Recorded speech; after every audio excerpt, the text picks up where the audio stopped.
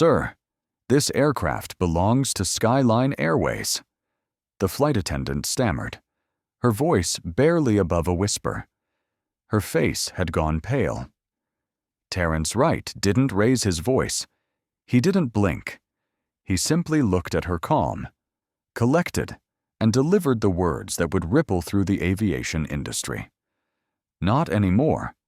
The cabin fell into stunned silence. Gasps echoed. The captain, halfway out of the cockpit, froze in place, and at the front of the plane stood Howard Phillips, CEO of Skyline Airways. His face drained of all color, as if he'd just seen a ghost, because in many ways he had. Just 37 minutes ago, they denied Terence Wright his first-class seat 2A, confirmed and paid for, told him to move to economy, laughed behind smiles, assumed he didn't belong.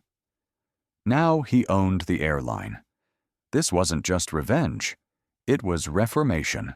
And no one on that plane, not the captain, not Phillips, not the passengers, now whispering in disbelief, had any idea just how far Terence intended to go. Before we dive into this incredible true story, comment where you're watching from. Like this video if you've ever witnessed discrimination in action. And don't forget to subscribe so you don't miss what happens next. 37 minutes earlier. No one on that plane knew who Terence Wright was. Not the gate agent who double-checked his ID like it was forged. Not the flight attendant who offered him a cold sandwich when champagne was flowing freely in row 2. And definitely not Howard Phillips, the CEO of Skyline Airways, who sat smugly in seat 2B, watching Terence be quietly redirected to economy without lifting a finger. Terence had said nothing at the time, because that wasn't the moment to speak. It was the moment to observe, to calculate, to remember. Terence Wright wasn't a man who demanded respect by announcing his title. He let systems speak for themselves, and when they failed, he made sure they never failed again. At 45, he didn't wear his success. He didn't need to. Trim, poised, dressed in a minimalist black t-shirt and dark jeans, he moved with the quiet certainty of someone who'd been underestimated his entire life and turned every slight into an opening. But what they didn't know, what no one on that flight knew, was that Terence Wright was the founder and CEO of Wright Innovations, the tech firm behind the predictive AI that powered more than half the aviation industry's safety systems, including Skyline's. He wasn't just a first-class passenger. He was the system they depended on to stay in the air, and the humiliation he had just endured. It was about to cost them everything. The humiliation began before the boarding pass even scanned.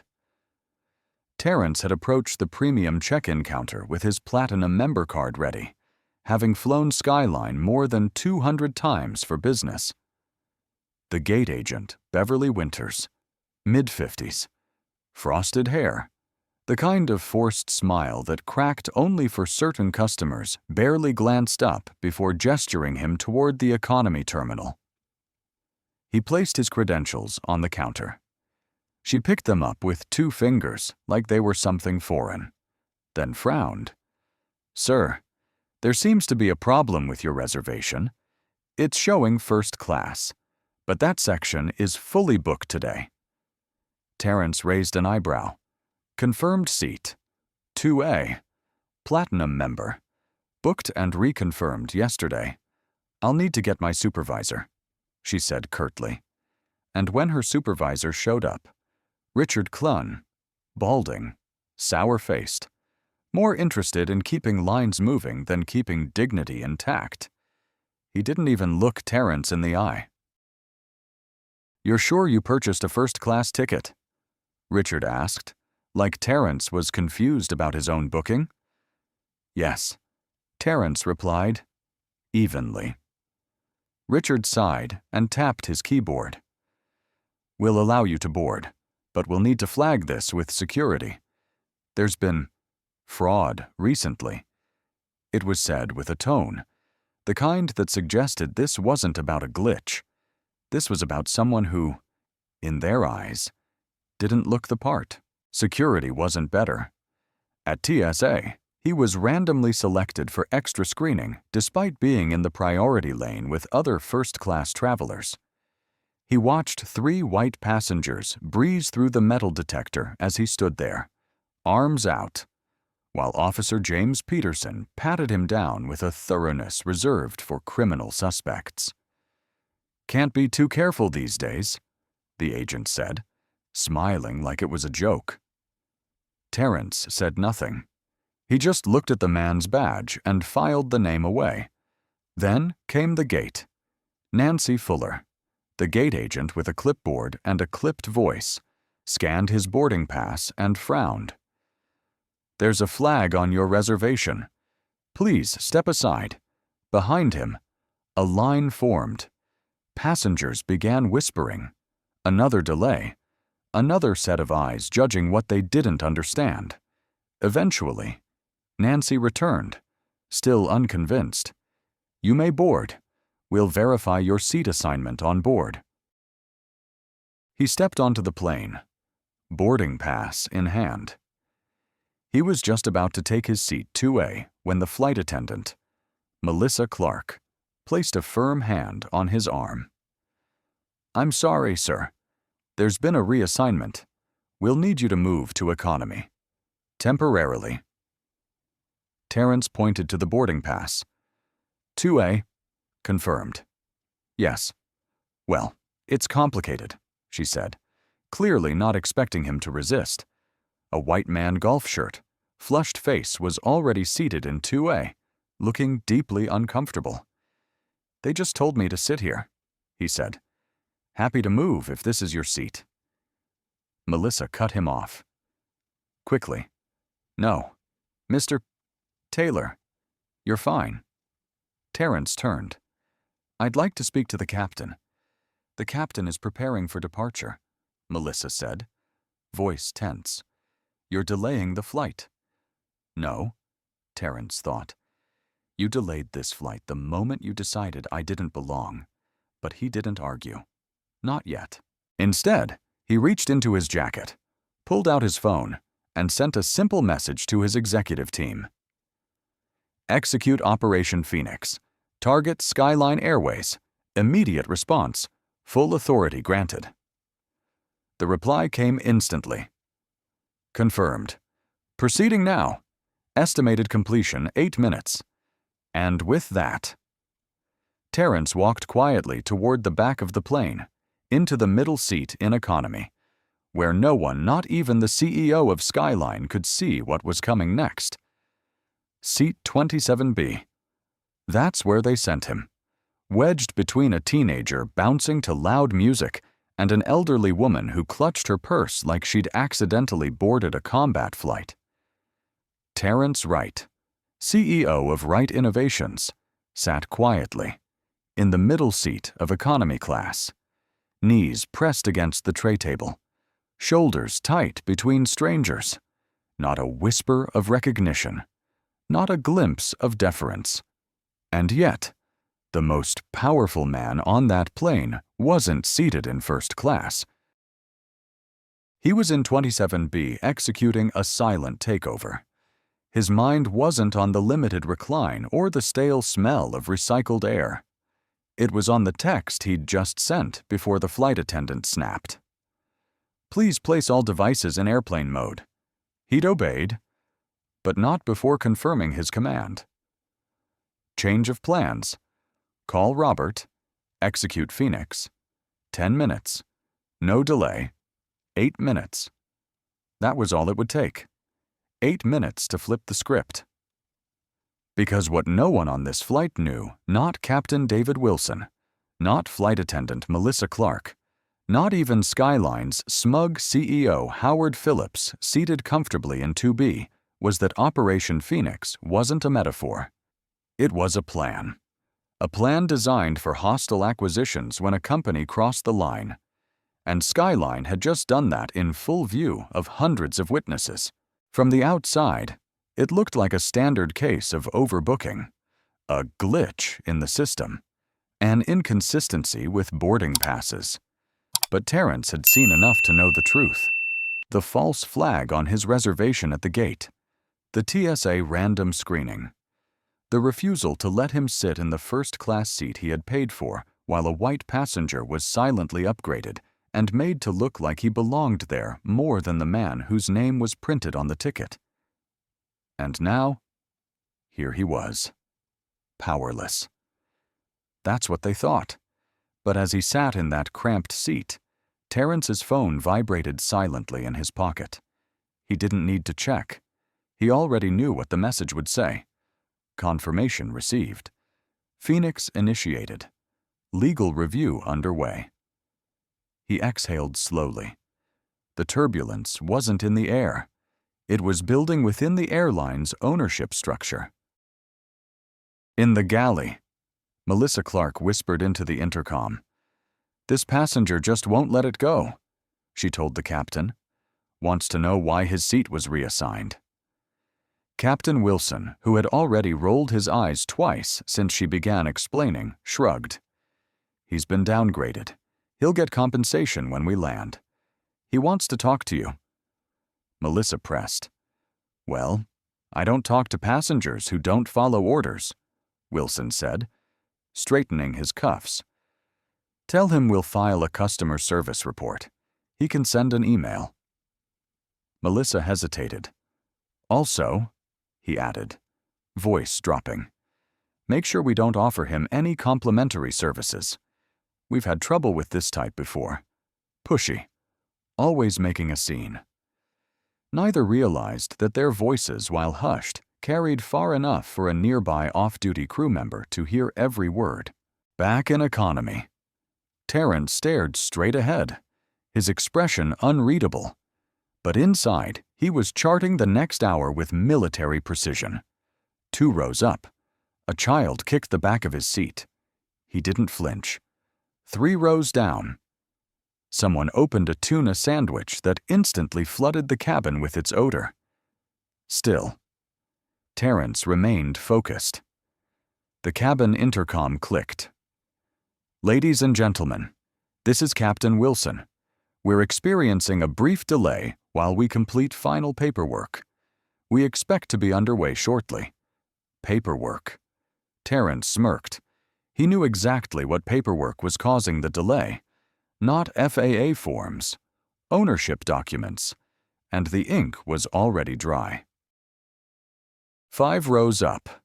A flight attendant leaned over to speak to a colleague. "You hear what happened to the guy in 2A? "Yeah. Got bumped for some corporate guest or something. Poor guy. Not poor. He looked like he belonged in coach, if you ask me." A pause, then laughter. Back in 27B. Terrence's phone buzzed again. This time, he glanced at the screen. 53% stake acquired. Board approval secured. Full control in effect. Immediate execution authorized. He locked the screen and smiled. At the front of the plane, the jetway door already sealed for departure reopened. A hush fell over the cabin as a woman in a Navy power suit stepped on board, flanked by 2 airport security officers. She moved with authority, scanning the rows until her eyes met Terrence's. "Mr. Wright?" she asked, her voice steady. He nodded. "I'm Amanda Johnson, Airport Operations Director. We need you to come with us. There's been a significant change." Passengers began whispering. Several pulled out their phones. Howard Phillips stood up from seat 2B, clearly agitated. "What is the meaning of this?" "We're about to depart." Amanda leaned in and whispered something in his ear. His face went pale. "No, that's impossible," he stammered. Amanda straightened. "Actually, it's not." She turned back toward the rear of the plane. "Mr. Wright, if you'll join me, it's time we talked about ownership." The aisle parted like the Red Sea.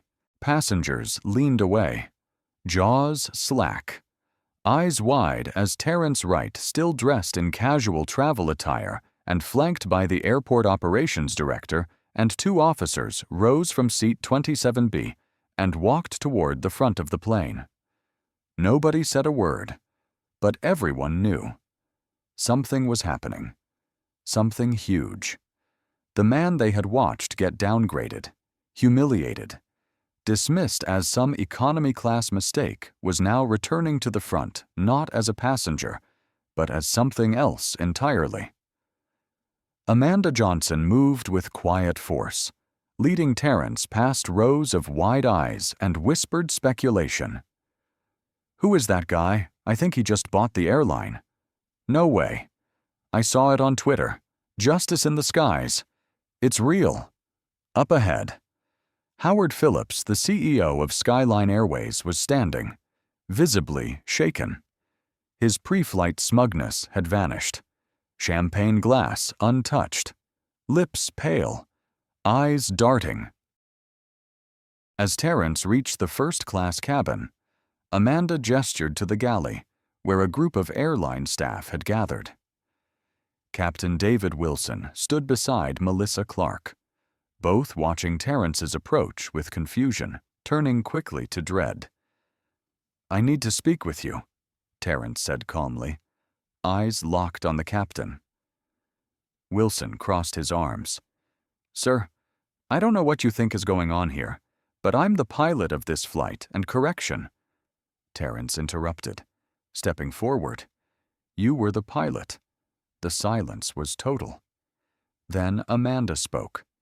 "Captain Wilson, per directive from the new majority owner of Skyline Airways, effective immediately, you are relieved of duty for this flight." Wilson blinked. "Excuse me. Allow me to properly introduce myself," Terrence said, stepping into the galley's center. "My name is Terrence Wright. I am the founder and CEO of Wright Innovations. As of 15 minutes ago, through an emergency acquisition, I now control 53% of Skyline Airways. This aircraft no longer belongs to you, or to Skyline's previous board. It belongs to me." Gasps rippled through the galley. Howard Phillips stepped forward, face flushed. "This is absurd. You can't just buy an airline mid-boarding. That's not how this works." A new voice cut in behind them. "Oh, but it is." Jackson Williams, Terrence's attorney, stepped onto the aircraft holding a briefcase of legal documents. Board approval has been secured. The stock transaction cleared. The FAA has been notified of operational leadership changes. You can challenge it in court if you'd like. But for now, he turned to Terrence. "You are the highest-ranking authority on this plane." Melissa's mouth opened, then closed. She turned to Amanda. This has to be a mistake." He caused a disturbance. He refused to follow seating orders. "No," Amanda said flatly. "He followed every rule." "You and your team are the ones now under investigation." Phillips was sputtering, appealing to the officers. "This is a hostile takeover. It's predatory. A stunt Jackson held up signed papers. Try telling that to your board." They approved it unanimously. Terrence turned back to Captain Wilson, his tone calm but absolute. "Please retrieve your personal items and exit the aircraft. You have no right." Wilson growled. "This is my flight." "Not anymore," Terrence replied. The air felt electrically charged, the tension so thick it could be cut with a plastic knife. But then Wilson's bravado cracked. He glanced at Amanda, then at the uniformed officers beside her. He knew. With a grunt of disbelief, he stormed into the cockpit and returned moments later with his cap and tablet. Without another word, he walked off the plane. Melissa looked lost. Nancy Fuller, the gate agent who had flagged Terrence's reservation, now appeared at the cabin door, having been summoned for the confrontation. her face drained of color as Amanda gestured for her to join the departing group. Flight attendant Melissa Clark, gate agent Nancy Fuller, and Beverly Winters from check-in are all to be placed on immediate leave pending investigation, Amanda said, reading from her notes. Terrence added. Their actions today weren't isolated. They were part of a pattern of institutional disrespect. That stops now. Howard Phillips stood frozen. Then Jackson turned to him. As for you, Mr. Phillips. I'll leave, Phillips muttered, shoulders sagging. But this isn't over. Terrence met his eyes. You're right. It's just beginning. Phillips made his way to the door, avoiding the stares of passengers who had watched the drama unfold like a live performance. Once the 4 offending staff had been escorted off, Amanda turned to Terrence. Shall I notify the acting captain? Please, Terrence nodded. Jennifer Reyes will assume command. Moments later, a confident woman with crisp posture and calm energy emerged from the cockpit. Mr. Right, she said. I've completed the pre-flight checklist and stand ready to take us to Chicago. You have my full confidence, Terrence replied. He stepped into the first-class cabin, glancing toward seat 2A, the same seat he had been denied. Benjamin Taylor, the man who had been unknowingly assigned it, looked up sheepishly. Mr. Wright, I didn't know you did nothing wrong, Terrence said gently. They did. Taylor stood and offered him the seat. For the first time that day, Terrence sat where he belonged. He reached for the intercom and turned to Amanda. It's time I spoke to the passengers. Terrence rose slowly from seat 2A, the very seat that had been stripped from him just an hour earlier. He took the intercom handset from Amanda Johnson, who gave him a small nod of encouragement. The first-class cabin had gone quiet. In fact, the entire plane had. He brought the handset to his lips. Ladies and gentlemen. His voice rang out clearly through the cabin speakers, steady and composed. This is Terrence Wright. Some of you may recognize me as the man who was asked to vacate this seat, rerouted to row 27, and scrutinized at every stage of boarding today. A ripple of murmurs passed through the economy cabin. What you may not know is that I am also the founder and CEO of Wright Innovations, and as of less than an hour ago, my company now holds majority ownership of Skyline Airways. There was a collective intake of breath, a few audible gasps. From business class to the rear lavatory line, people froze, listening. This isn't a stunt. Terrence continued. It's a correction. Today, I experienced what far too many people do, being judged not by credentials or behavior, but by skin, by dress, by assumption. I've seen it my whole life. But this time, I had the ability to do more than file a complaint. He paused, letting that truth settle in the silence. As the new majority owner of Skyline Airways, I want to make 3 commitments. First, everyone on this flight, regardless of class, will be treated with full respect and care.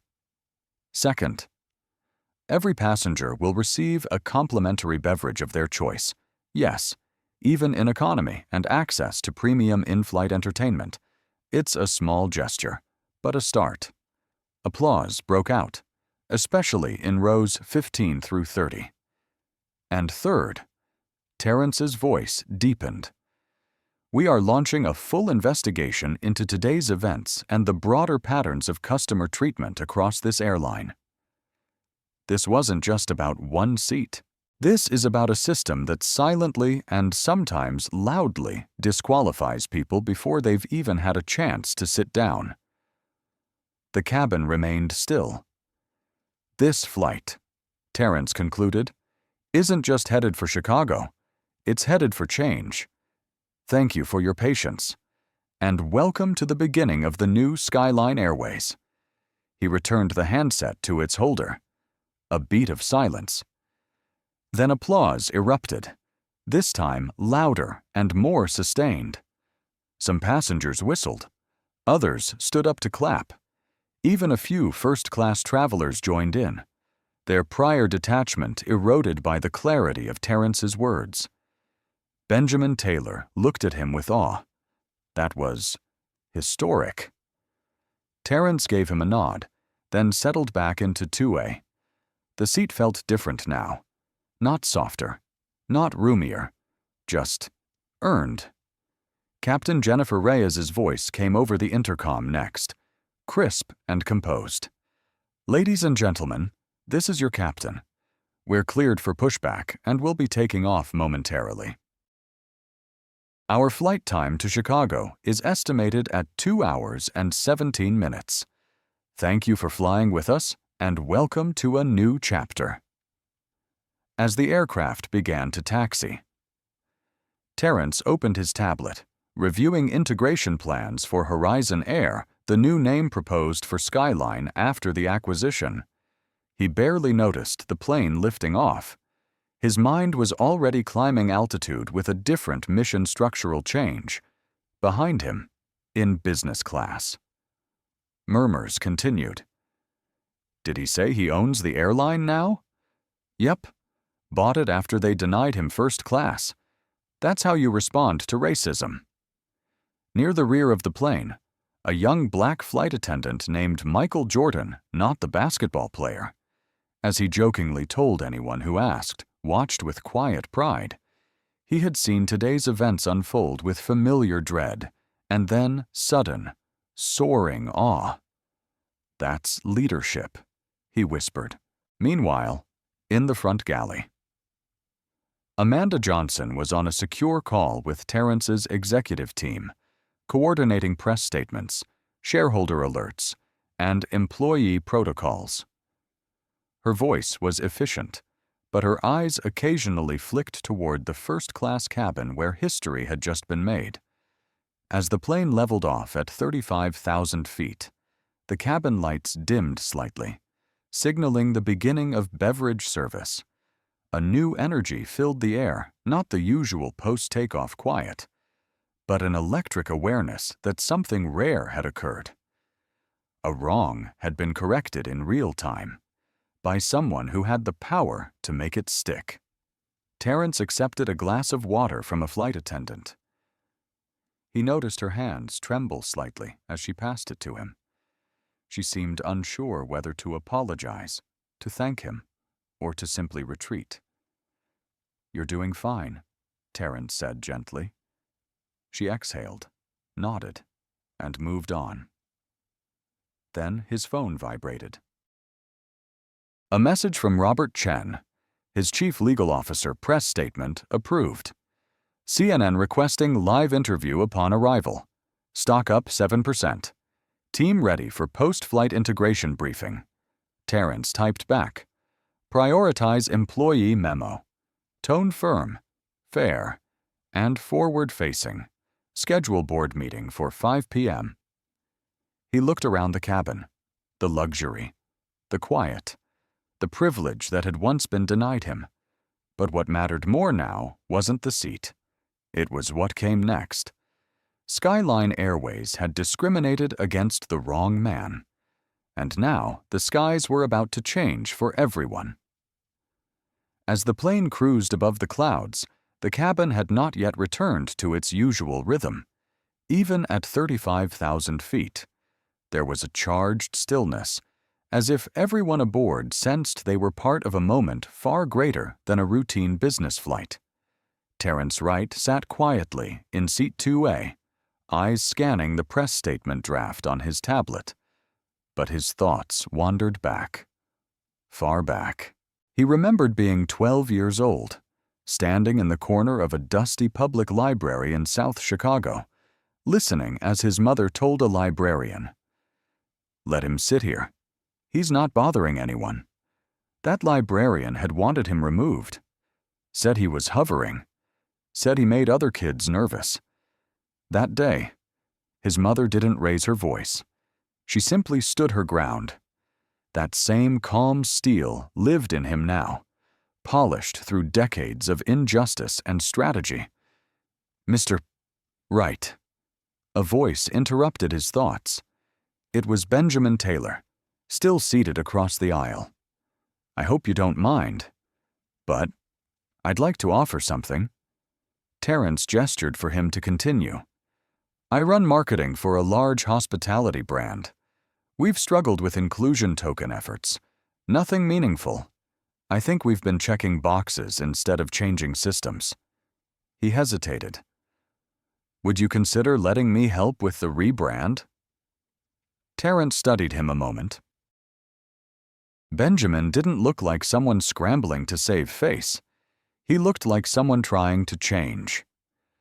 We'll talk after we land, Terrence replied. A soft ding indicated the beverage service had resumed. Flight attendants, now far more attentive, moved methodically through each row. Even in economy, premium drinks were being poured with careful precision. Several passengers expressed surprise. What's this for? One woman asked, clutching her complimentary Prosecco. Courtesy of Mr. Right, the flight attendant replied. Our new majority owner. The woman's jaw dropped. You mean, the man they tried to kick out of first class? That's him. Terrence could hear the murmur spread again, not like gossip, but like folklore taking root. He returned to his tablet. A new message from Amanda Johnson had arrived. Subject: immediate protocol adjustments, temporary compliance team. Deployed. Amanda had taken initiative, forming a temporary onboard leadership group to manage the fallout.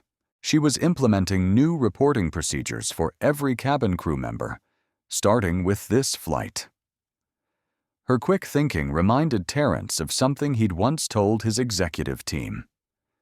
The first sign of leadership is who steps forward when the rules fall apart. Amanda had stepped forward. Another ding. Jennifer Reyes, acting captain, was about to make a new announcement. Ladies and gentlemen, as we continue our journey, I'd like to personally thank you for your understanding and patience today. I also want to recognize that we are making history not just because of a corporate change, but because of what that change means. There was a pause. Then her voice returned. More personal. I've served this airline for 10 years. I've watched good employees leave and others silenced. Today, we begin something better. The entire cabin erupted into applause, not polite, not scattered, but unified, affirming, alive. Terrence turned to look at Amanda, who stood quietly at the front of the cabin. Their eyes met. She gave him a subtle nod, her face unreadable, but her stance said everything I'm with you. Just then, another notification flashed on his tablet, a message from Robert Chen. Major outlets requesting comment. CNN, MSNBC, and Bloomberg want exclusives. Stock up another 3%. Team recommends pre-recorded address within 2 hours. Terrence replied, draft statement focused on industry reform, not personal grievance.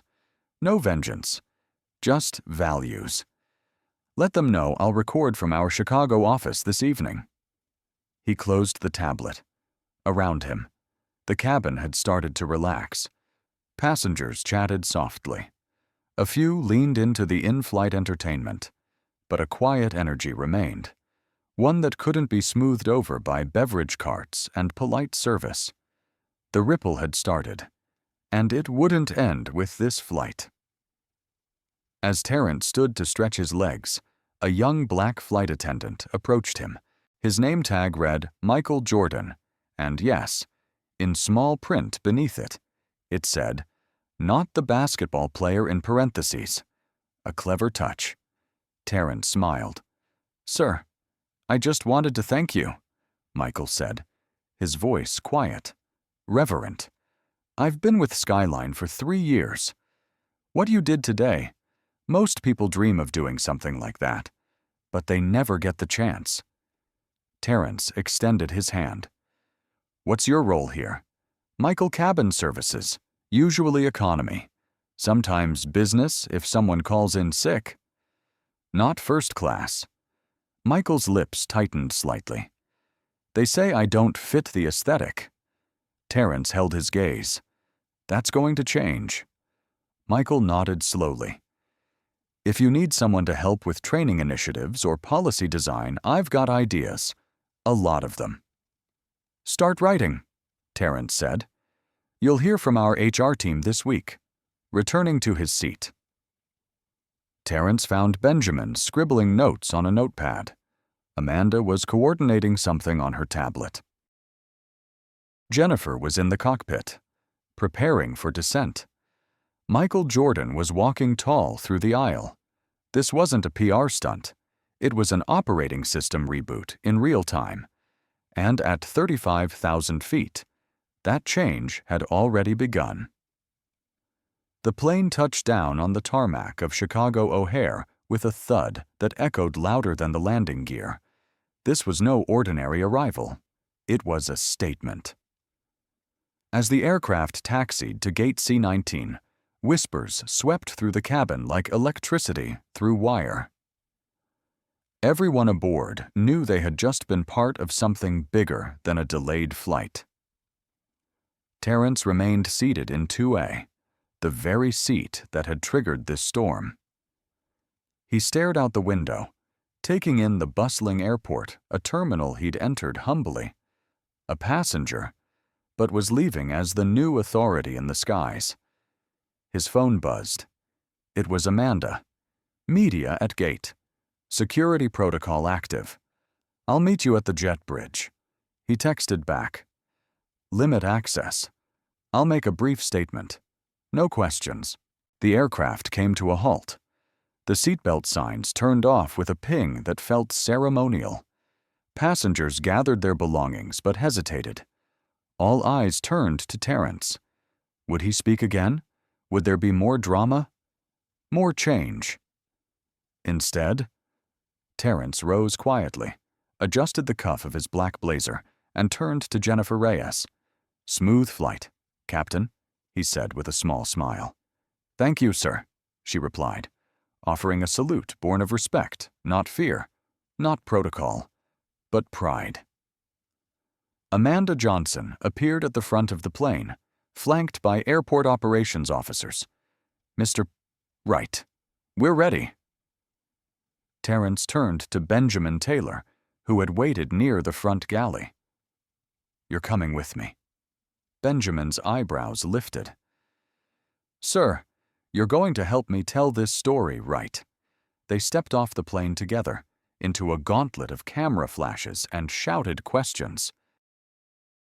Security personnel formed a human shield, holding back journalists hungry for a quote, a soundbite, a reaction.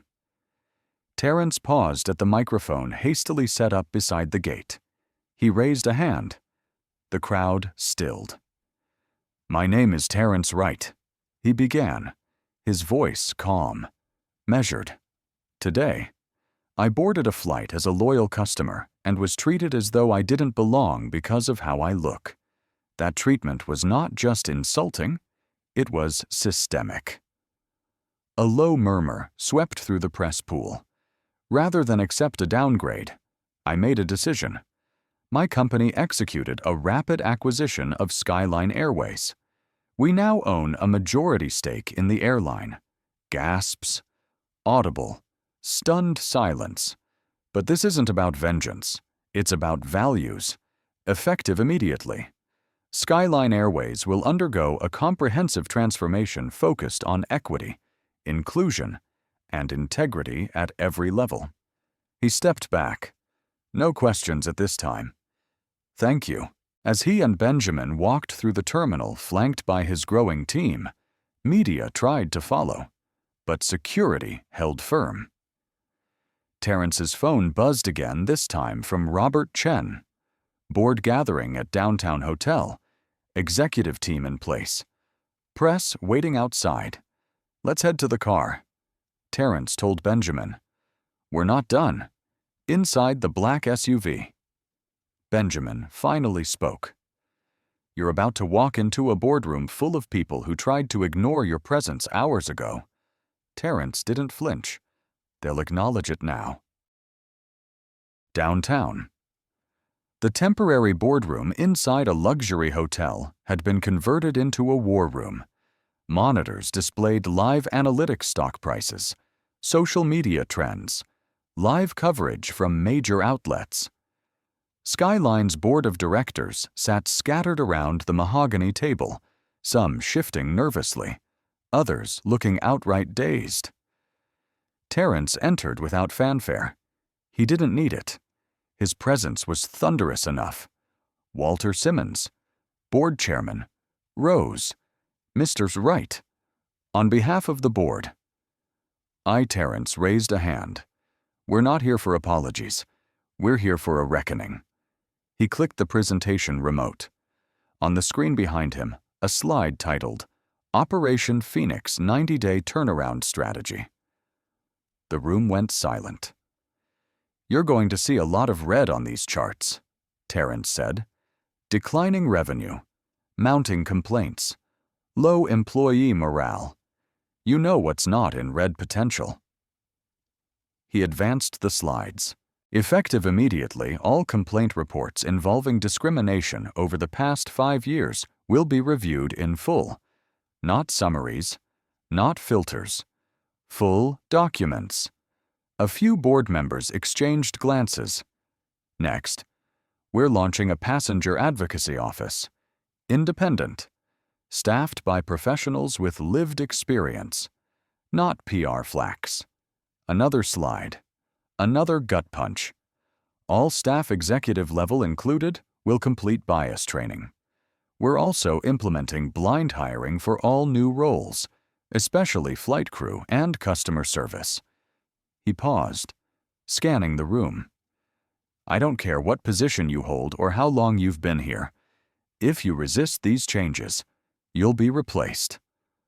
A long silence followed. Then Simmons finally spoke. We accept your direction, Mr. Wright. The vote was unanimous. The board is behind you. Good, Terrence replied, because the world is watching. And the next 90 days will decide whether this airline survives or becomes the example of what happens when you ignore discrimination. As he left the hotel hours later, Benjamin Taylor caught up with him on the sidewalk. You just turned a seat assignment into an industrial revolution, he said, half in awe. You really think it'll work? Terrence looked out at the skyline. It already has. Terrence stood alone in the darkened Skyline Airways Operations Center, gazing at the massive live dashboard wall that tracked every plane in the fleet. Tiny green icons blinked across a digital map of the United States, everyone representing a jet in motion, everyone now under his control. What had once symbolized exclusion now symbolized command. But this wasn't about dominance. It was about correction, restoration, reform. Beside him, Amanda Johnson held a tablet displaying passenger feedback from Flight 1382. We're already receiving testimonials from travelers, she said. Positive ones. Dozens are reposting clips from your in-flight address. Justice in the Skies is trending at number 2 nationally. Terrence raised an eyebrow. What's number 1? She smiled faintly. Right flight. He allowed himself the smallest smirk. Let's keep it there. Meanwhile, the passenger who had unknowingly triggered the spiral, Benjamin Taylor, was drafting a new campaign for Skyline's rebranding. Sitting in a temporary creative suite upstairs, he pored over mock-ups, slogans, brand philosophies. But one idea kept circling back in his mind. The skies belong to everyone. Terrence's vision wasn't a surface-level diversity play, it was infrastructure deep. And Benjamin, once a silent bystander, now felt compelled to become the message's amplifier. Elsewhere, former First Officer Jennifer Reyes, now acting captain, was completing her second transition checklist of the day. Except this one wasn't about engine calibration or runway conditions. It was about hiring, staffing, change. She looked over a proposal Terrence had emailed minutes earlier. Create a mentorship pipeline for Black, Latino, Asian American, and female pilots. Partner with HBCUs and aviation academies. I want the cockpit to look like the people in the cabin. She read it twice, then began drafting an implementation plan immediately. Meanwhile, back at Wright Innovations HQ, Robert Chen and Lillian Patel were managing the integration side of the acquisition. Their war room looked like mission control analysts monitoring Skyline's operations, HR teams coordinating interviews with legacy staff, and PR strategists finalizing press statements. Lillian leaned over a conference table. The market's responding fast. Wright Innovations stock is up 7% since the takeover announcement. But more importantly, employee sentiment at Skyline has shifted drastically. Internal Slack channels are buzzing. People finally feel seen. Robert added, "We've received over 300 job applications in the last hour." People want to work at the airline now. In economy class aboard other Skyline flights that day, whispers of the ownership change were already causing ripple effects. Flight attendants traded stories mid-service.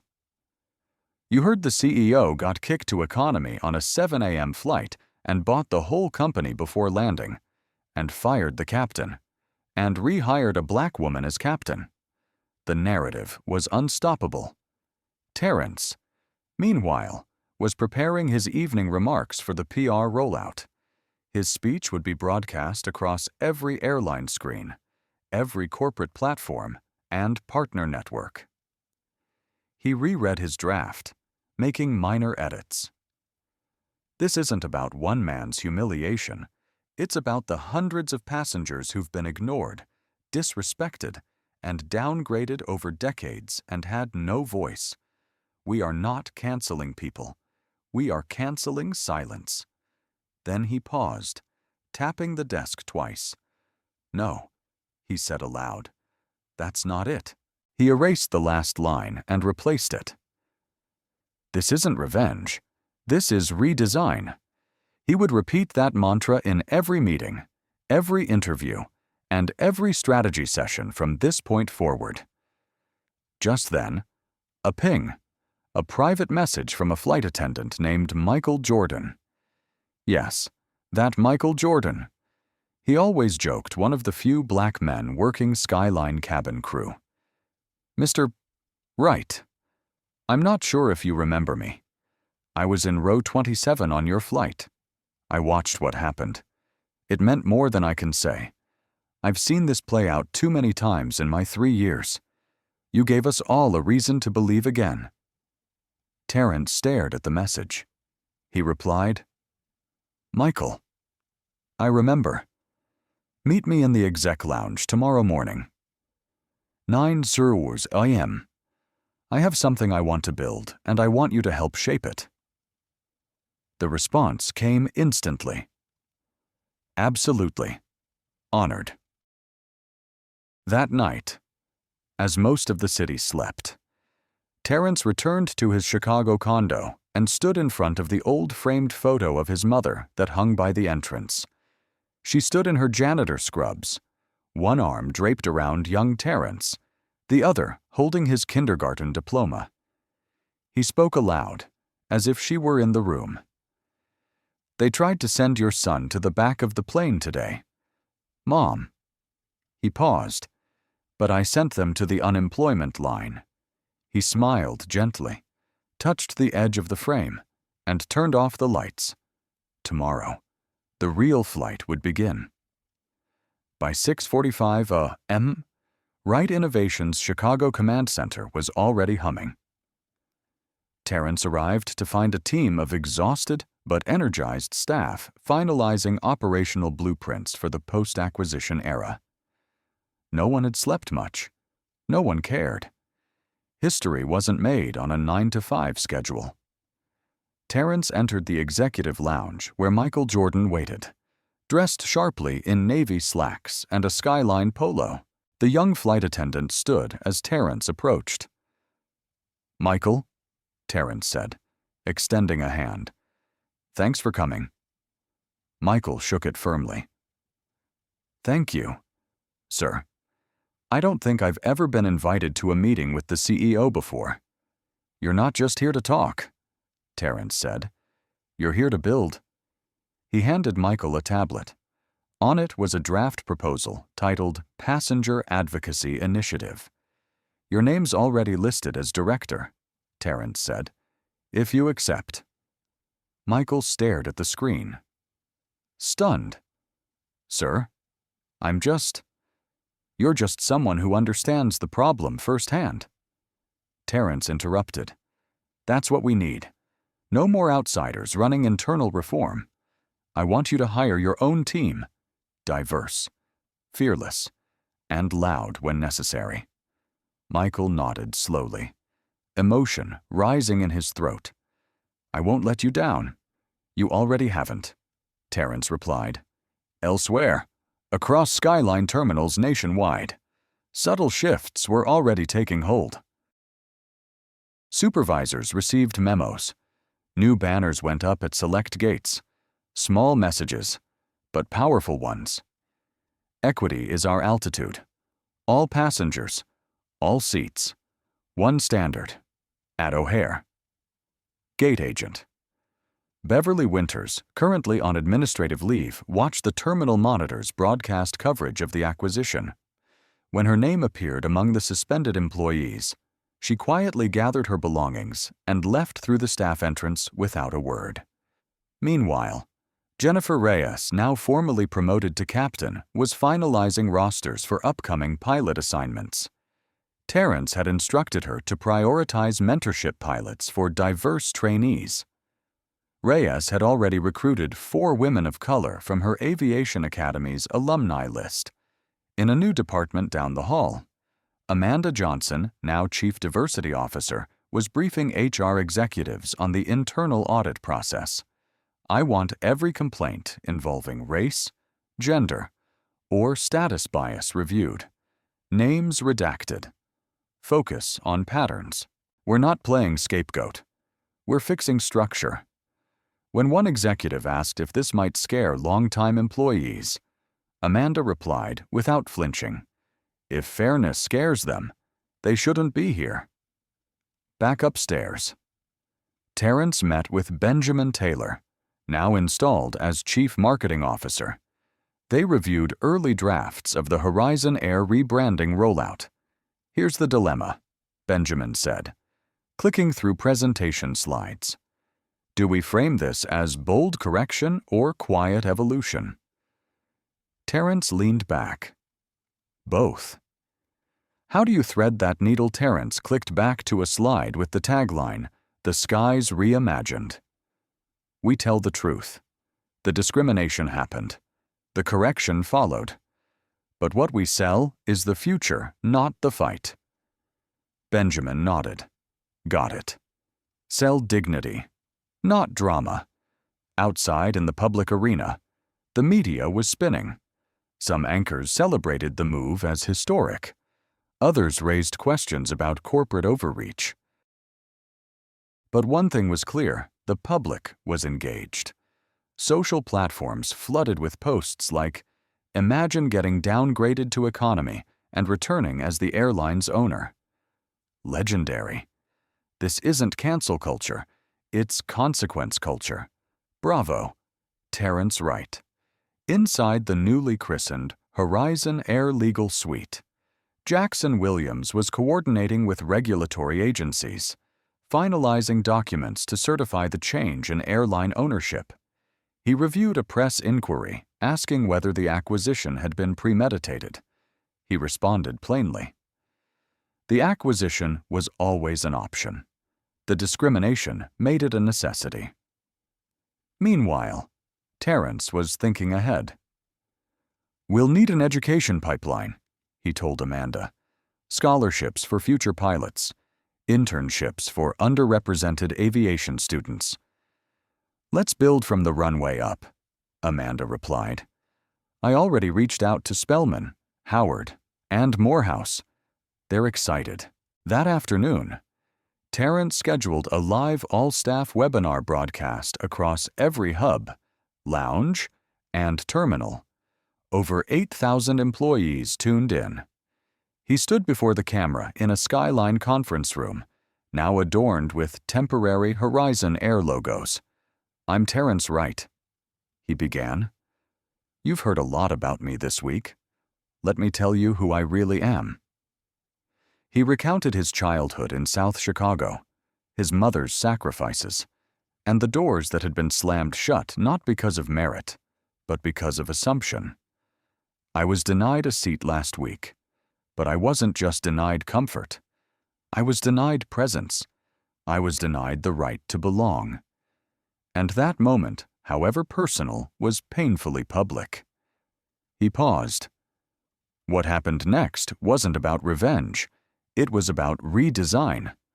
We're not firing people to look strong. We're rehiring values to stay strong. The employees listening, many of whom had grown cynical over the years, sat up straighter. This isn't just a new company name. This is a new flight plan. We'll fly higher. We'll fly fairer. And no one will be asked to prove they belong. The chat lit up with applause emojis, and more importantly, hope.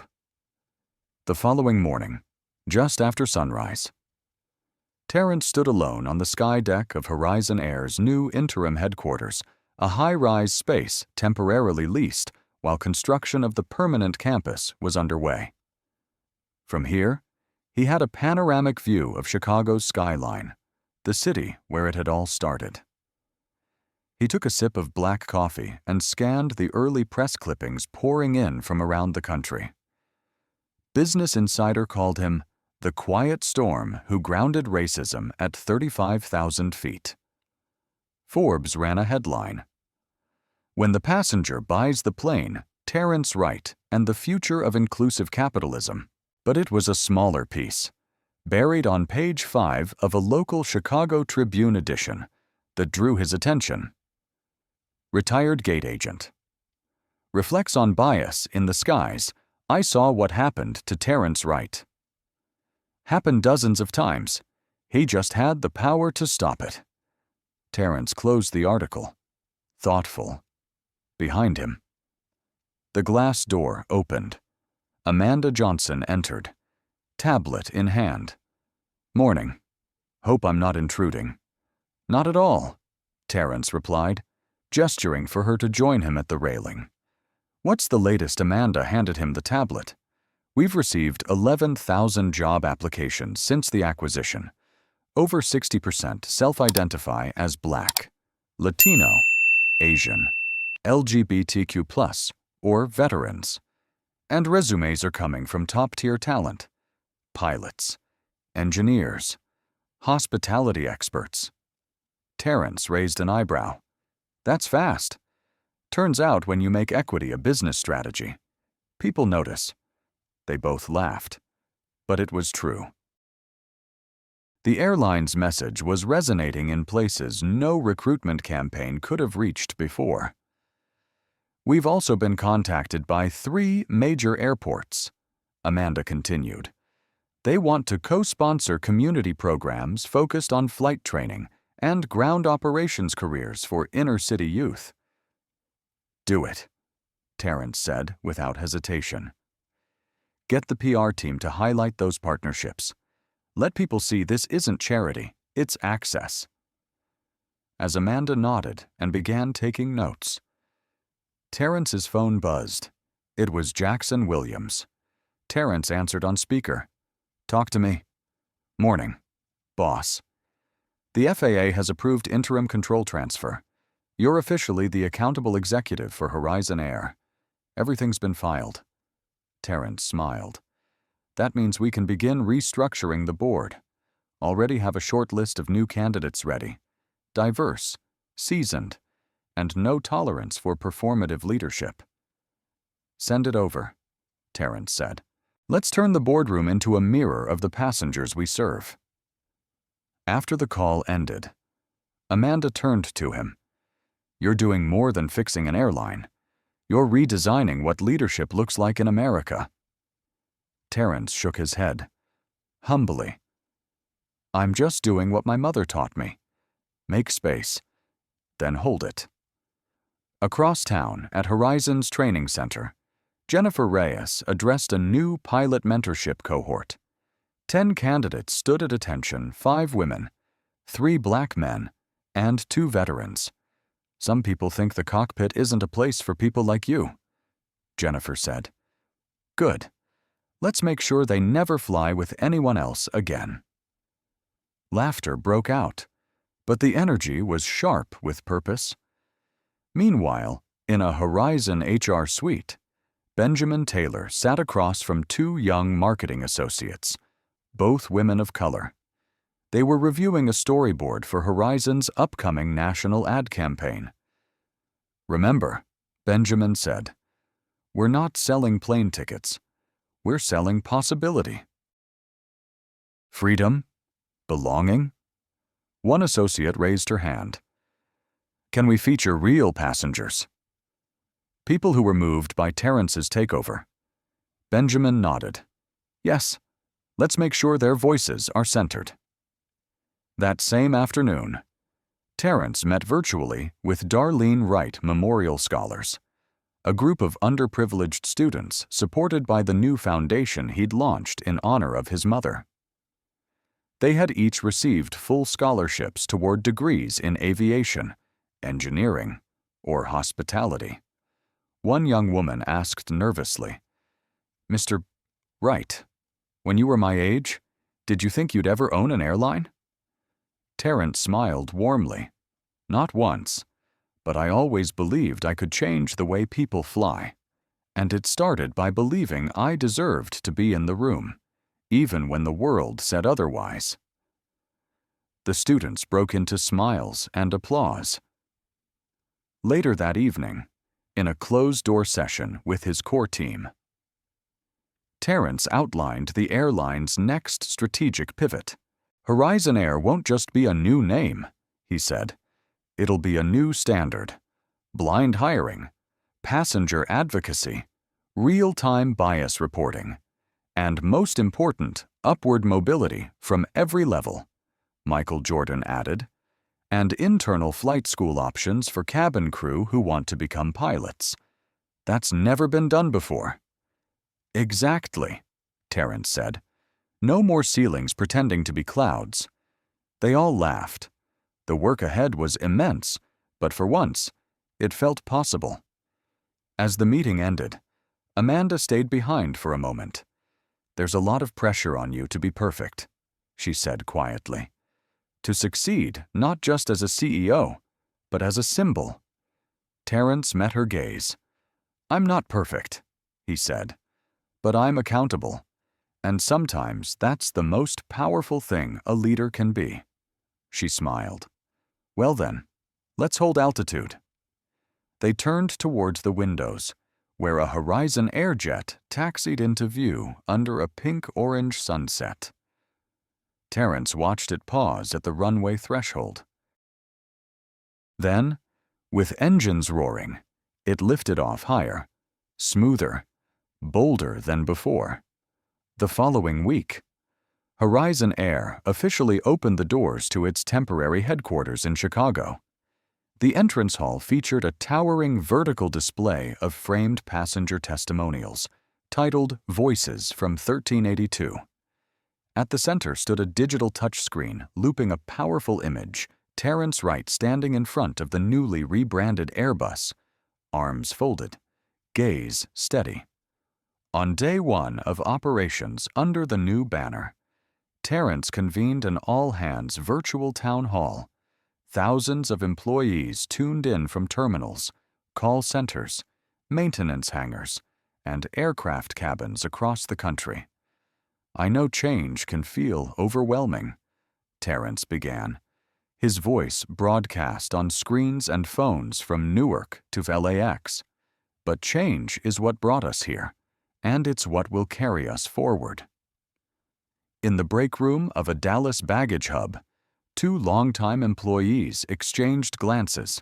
First CEO who's ever acknowledged this side of the company. One murmured, "Back in Chicago." Amanda Johnson monitored the live stream metrics. Engagement was 3x higher than any prior internal meeting in company history. Across the conference room, Benjamin Taylor worked with the brand team to finalize the debut commercial for Horizon Air's relaunch. The tagline, "We don't just take you places, we make sure you belong there." The ad featured real passengers and employees recounting moments of exclusion, followed by acts of unexpected inclusion from a gate agent who upgraded a single mother to first class when her son's birthday fell on their flight. To a mechanic who innovated a solution that saved a flight and was later promoted to lead engineer. "We want to make belonging contagious," Benjamin explained. "If passengers feel seen, respected, safe, they'll stay loyal." "Not just customers," Terrence added from behind him. "Talent, too." That loyalty became immediately visible when the story of Terrence's acquisition reached business schools and leadership conferences. MBA programs analyzed the right maneuver as a case study in real-time systems change. On social media, hashtags like "Justice in the Skies" and "Fly Right" trended for days. But for Terrence, the work had only just begun. One morning, during a review of cabin crew onboarding footage, he paused the screen and turned to Amanda. "This new training," he said, "it's not enough to be informational. It has to be transformational." Amanda nodded. "We've commissioned a team of behavioral psychologists and DEI experts to embed scenario-based learning. Not just facts, but feelings, consequences, humanity." Terrence leaned back in his chair. "Good. Because people remember how you made them feel far longer than they remember what you said." Meanwhile, Jennifer Reyes was piloting Horizon Air's newest route to Salt Lake City. Her name now featured on a leadership spotlight in the in-flight magazine. After touchdown, a 9-year-old girl asked for her autograph, saying she wanted to fly planes too. "That's the legacy we're building," Jennifer told Terrence later over video call. "That girl might never remember my name, but she'll remember seeing someone like her in the cockpit." That same day, Terrence received a letter in the mail. It was handwritten in elegant script, postmarked from South Chicago. "Dear Mr. Wright, I'm writing not as a customer or investor, but as a mother. My son applied for a baggage handler job at Horizon. He's never flown on a plane, but when he saw your press conference, he said, 'That man looks like me. Maybe I can work there.' Thank you for giving my boy something to aim for." Terrence placed the letter in his desk drawer next to his mother's worn Bible and a photo of her holding him as a child outside their apartment building. By midweek, changes were visible throughout the company. Pilots were participating in reverse mentoring sessions with young, diverse hires. Call center staff had access to wellness programs for the first time. Even the uniforms were being redesigned in collaboration with employees who had long complained they didn't accommodate diverse body types or religious dress. At a board meeting, Terrence reviewed company performance. Revenue is up 9% quarter-over-quarter. Lillian Patel reported, but the more impressive metric, customer complaints down 38%, And 71% of new customer survey responses cite our values as the reason they chose Horizon. Terrence nodded. That's proof we're flying towards something bigger than profit. After the meeting, Jackson Williams approached with new legal filings. Howard Phillips has issued a formal statement attempting to challenge your removal of flight staff during the takeover. He's claiming emotional distress and unlawful termination. Terrence didn't flinch. Let him? We've got hours of footage, hundreds of witness accounts, and a public that knows exactly what happened. And we didn't fire them. We placed them under review. The evidence spoke. We just finally listened. That evening, as Terrence walked the halls of Horizon's HQ, he found himself face-to-face with a new higher orientation group. One young man, a recent HBCU grad, stood up and asked, "Mr. Wright, what made you decide not to fight back on the plane?" Terrence considered the question carefully. "Because I wasn't there to fight," he said. "I was there to win. And sometimes winning means waiting for the right altitude." The next morning, a headline blazed across every business outlet in America: CEO who took over. Airline mid-flight announces industry-wide reform agenda. Terrence Wright stood in his office, scanning the article on his tablet as the sun poured in across the skyline. Below it was a photo him standing at the front of the aircraft, addressing passengers with calm resolve, flanked by newly promoted Captain Jennifer Reyes. He didn't smile at the attention. Instead, he tapped his screen and opened a confidential memo titled Phase 2 Systemic Integrity Review. The time for symbolism had passed. It was time for surgery. Later that day, he summoned Skyline Airways' former executive leadership, those who hadn't already been dismissed or resigned, into a closed-door session in Horizon's new transitional strategy wing, a glass-walled boardroom with no corner shadows to hide in. "This meeting is not punitive," Terrence began. "It's diagnostic." 12 faces stared back, a mixture of anxiety, defensiveness, and a few faint embers of hope. Amanda Johnson, now Chief Diversity Officer, distributed binders to each attendee. The cover read, "Rebuilding Trust. Individual Responsibility in Systemic Culture." "This isn't about one flight," Amanda said firmly. "This is about years of unchecked norms. We're here to ask, how did this system sustain itself, and what role did each of us play in allowing it to persist?" Walter Simmons, the former board chair, adjusted his tie. "Mr. Wright, I believe many of us were unaware of the full extent." Terrence raised a hand. "Unawareness is not innocence. It's just privilege with blinders on." A hush fell over the room. He continued, "Let me be clear, not everyone here will retain their roles. But for those who can acknowledge what was overlooked and show a readiness to lead differently, there's still a place in this new structure." Sophia Mendes, former COO and now Horizon's Chief Strategy Officer, spoke next. "I ignored my instincts too many times. I let convenience outweigh courage." Her honesty shifted the tone. One by one, others followed. Some admitted to brushing off complaints, others to silent complicity when staffing disparities were flagged. What surprised Terrence wasn't the scale of the confession, it was the emotion. For the first time, they weren't executives defending policy. They were people confronting impact. Afterward, Amanda pulled Terrence aside.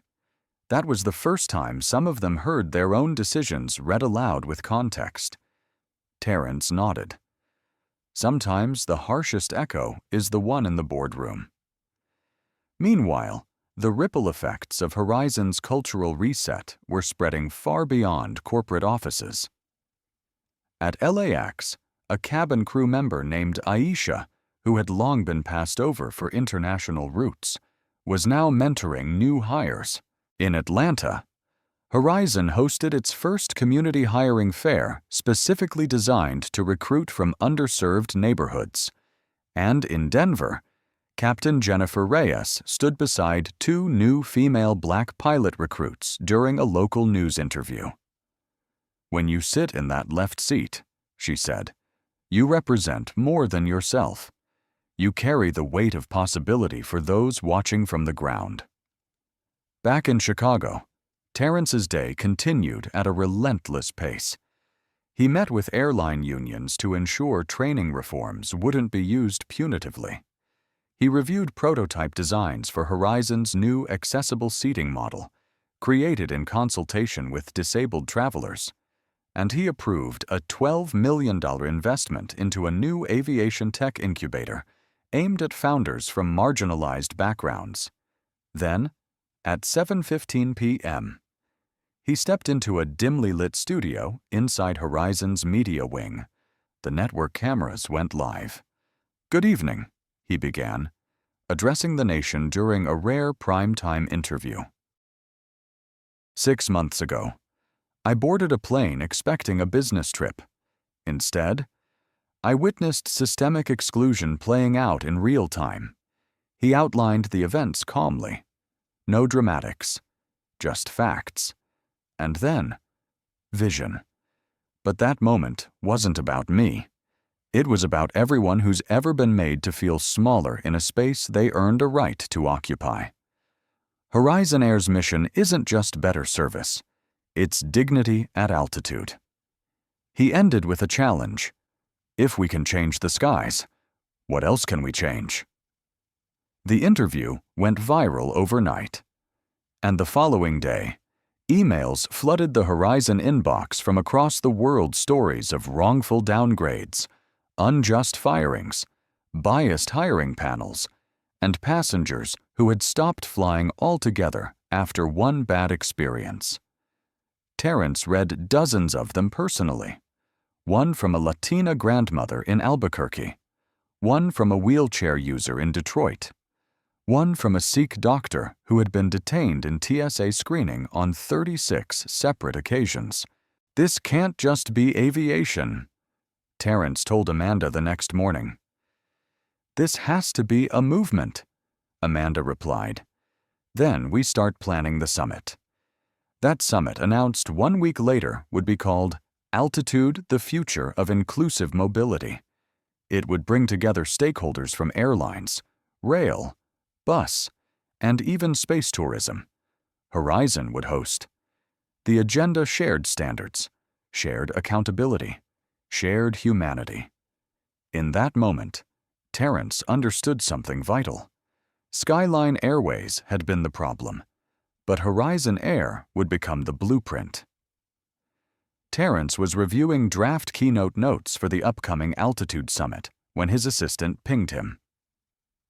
Subject: urgent passenger from Flight 1382. Requesting meeting name, Eleanor Daniels message. I sat 3 rows behind you on Flight 1382. I saw everything, and I think you need to hear what happened after you were escorted to economy. Terrence paused. He vaguely remembered the name from the post-flight feedback forms, but nothing had stood out at the time. Still, something about her message carried urgency, not drama, not flattery, just a quiet pressure. He responded personally. "Eleanor, I remember you. Let's meet. Today. 3:30 p.m. HQ, 19th floor." She arrived early, mid-60s. Gray curls pulled into a low bun, a worn leather tote on her shoulder. She wore a suit, slightly dated, but immaculately pressed. Her eyes were sharp. "You're busier than a man ought to be." "Mr. Wright," she said, settling into the chair across from him. "And yet you've still made it onto my calendar," Terrence replied with a half-smile. "What did you see?" "Ms. Daniels." "What you already know," she said, "but maybe from a different angle. She leaned forward. When you were escorted to the back, the energy in first class changed. It was subtle. Eyes averted. One man cracked a joke under his breath.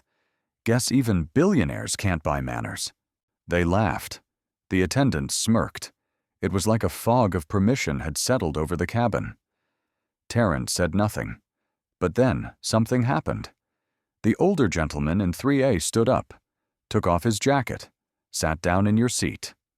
2A, the one they denied you. Terrence's brow furrowed. I didn't hear about this. You wouldn't have, Eleanor said, because they called security within 3 minutes. He was removed. Eleanor nodded, quietly. No fuss, no shouting. Just firm arms and escort through the jetway. But the look on his face, that was the moment I knew this wasn't about seats. It was about dignity, and they were rationing it. Terrence leaned back, absorbing her words. What was his name? I don't know, she said, but I do know what he left behind. She reached into her tote and pulled out a creased piece of paper. It was a boarding pass, 3A. James M. Lanir. I found this on the floor after we landed. I kept it. Didn't know why. Maybe I do now. Terrence turned the paper over. Written in neat cursive on the back were 5 words. Do not let this pass. A pause settled between them. Mr. Right, Eleanor said gently. You're doing more than anyone I've ever seen. But don't forget, this started with all of us. That plane wasn't just full of spectators. We were complicit. We sat quietly. Some smirked. Others stayed silent. But one man refused. Terrence nodded slowly. Then we honor him. He rose, walked to the whiteboard, and wrote, The Lanir Initiative. Dignity cannot be downgraded. Under it, he began outlining a new program. Every Horizon Air employee would now receive a quarterly dignity score based on passenger feedback, peer evaluations, and inclusivity audits. It would affect bonuses, promotions, even route preferences, and passengers.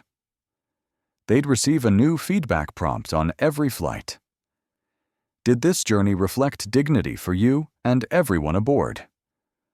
Later that evening, during a call with his executive team, Terrence unveiled the plan.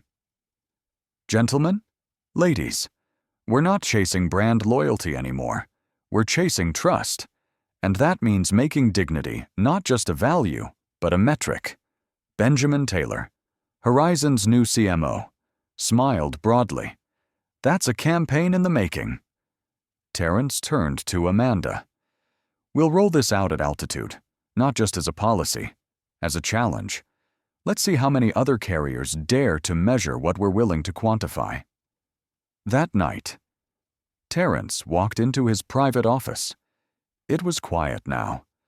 Just him, the city lights, and the boarding pass Eleanor had left on his desk. Do not let this pass. He tucked it into the frame of a photo that hung on his wall, his mother standing outside their old South Chicago apartment, one arm around young Terrence, the other holding his backpack. The next morning, Horizon's internal network posted an anonymous quote at the top of every employee's login screen. The passenger is not a burden. They are the reason, and dignity is not optional. By midday, it had been shared 18,000 times, and in a small town outside Cleveland, a retired engineer named James Lanir read about Horizon's new dignity score in the Wall Street Journal. He chuckled softly and poured himself a glass of orange juice. Guess someone was paying attention after all. Benjamin Taylor knocked twice on Terrence's glass door before stepping in. You have a visitor, he said, holding up a handwritten note. Didn't go through the assistant. Said he wouldn't take more than 5 minutes. Terrence raised an eyebrow. Name James Lanir, Terrence stood up so fast his chair rolled back a foot. 5 minutes later, the man himself stepped into the office. The same calm gaze, neatly pressed shirt, a presence that didn't need to be loud to take up space. "I figured you'd be busy," James said, "but I wanted to say one thing. I'm not here for attention or applause, just clarity." Terrence gestured to the chair across from him. "Sit, please. You changed everything, Mr. Lanir." The older man smiled. "You changed everything, son." I just gave the moment a little nudge. They sat in silence for a beat before James continued. "I've flown for decades. Military, commercial, private. And I've seen the sky change colors depending on who's in the cockpit. I know what you faced that day wasn't new. But the way you answered it, that was..." Terrence leaned forward. "Why did you sit in my seat?" James gave a half smile. "Because silence makes cowards of good men. And I've been silent long enough. I saw what happened at that gate. The way they flagged your ID, the way they stared at your shoes like you didn't belong in leather. I watched them stall. And then I watched you sit in row 27 like a man who could have swallowed the whole plane but chose not to." He tapped the armrest. "So I decided to help the world see what it means when someone refuses to move." Terrence nodded slowly. "They called security." "They did," James said. "But I wasn't angry. I was just done waiting for someone else to say, 'This isn't right.'" Terrence got up and walked to the large dry erase wall where the core policies of Horizon were mapped out. Under the Lanir initiative, he drew a line and added, "Dignity cannot be optional, and silence cannot be policy." James chuckled behind him. "Sounds official." "It is," Terrence said. "You're not just a passenger. You're the conscience we almost ignored." At that moment, Amanda Johnson entered, followed by Sophia Mendes and 2 representatives from the Human Experience Council, Horizon's newest advisory board of former passengers turned policy influencers. "Mr. Lanir," Amanda said with a warm smile, "I believe you've started a revolution. The meeting that followed wasn't ceremonial, it was operational." Terrence asked James to sit in on Horizon's new pre-flight crew briefing session for the week's inaugural routes. The goal to ground every team, not just in safety, but in dignity. James agreed. The next morning, in a bright room overlooking the tarmac, James stood before 24 flight attendants, gate agents, and pilots. No slides, no podium, just a voice that didn't waver. "I don't have a fancy title," he began, "but I've sat where your passengers sit, and I've watched good crew treat people like gold. I've also watched people be treated like contraband for having the wrong skin or the wrong tone or the wrong seat." He looked around the room, and most of the time, no one says anything. One young pilot in the front row shifted uncomfortably. James continued, "I sat in a seat that wasn't mine because the one it belonged to had been stolen from a man who owned half the sky. And you all saw what happened after that." He paused. "But let me tell you something. That moment wasn't about me. It was about what we accept as normal. And starting now, normal has to be rewritten." The room was silent, but not disengaged. Something deeper was sinking in. James wasn't preaching, he was reminding. After the session, Sophia caught up to Terrence in the observation booth. "We've run DEI training for years," she said, "but this is the first time I've seen the team actually feel it." Terrence nodded. "That's the new model. No more check-the-box programs. This isn't about policy compliance, it's about cultural fluency." "Think he'll do it again?" she asked, glancing down at James, who was chatting with young staffers.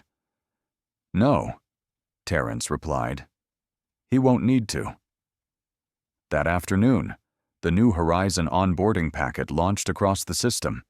Included inside, next to the safety protocols and service manual, was a single-page letter titled "A Passenger's Seat." It was written by James Lanir. It ended with this: "Your job isn't to just fly a plane, it's to carry people, and every person brings more than luggage. They bring hope, fear, memories, dignity. Don't ever forget what seat they sit in." The staff feedback scores that quarter hit record highs. So did passenger retention. Terrence closed out the day reviewing the next initiative, an industry-wide alliance on racial bias response protocols co-signed by 4 other airlines. But as he left his office, he stopped by the photo wall. He reached for James's original boarding pass and placed it behind glass beneath a new plaque. The seat that changed the airline. The sun had barely risen when the first signs of transformation swept through Horizon's network. At JFK, a gate agent named Carla Torres welcomed a black couple traveling for their 40th wedding anniversary. The wife hesitated at the first-class entrance, glancing back at the economy line, uncertain. Carla smiled, stepped forward, and gently said, "Mrs. Holt, your anniversary begins here. You're exactly where you're meant to be." Moments like that were beginning to multiply, and not because of a viral video, but because a deeper shift had begun. Terrence knew this wasn't about slogans or rebranding. It was about rewiring the internal compass of an entire organization.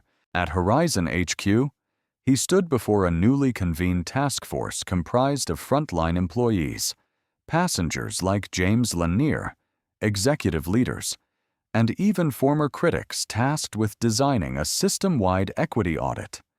He opened with a challenge. "We're not here to fix what happened to me. We're here to fix what made it possible." Silence, then nods. No applause, just resolve. Across the room, Amanda Johnson outlined the first initiative, Operation Ground Truth.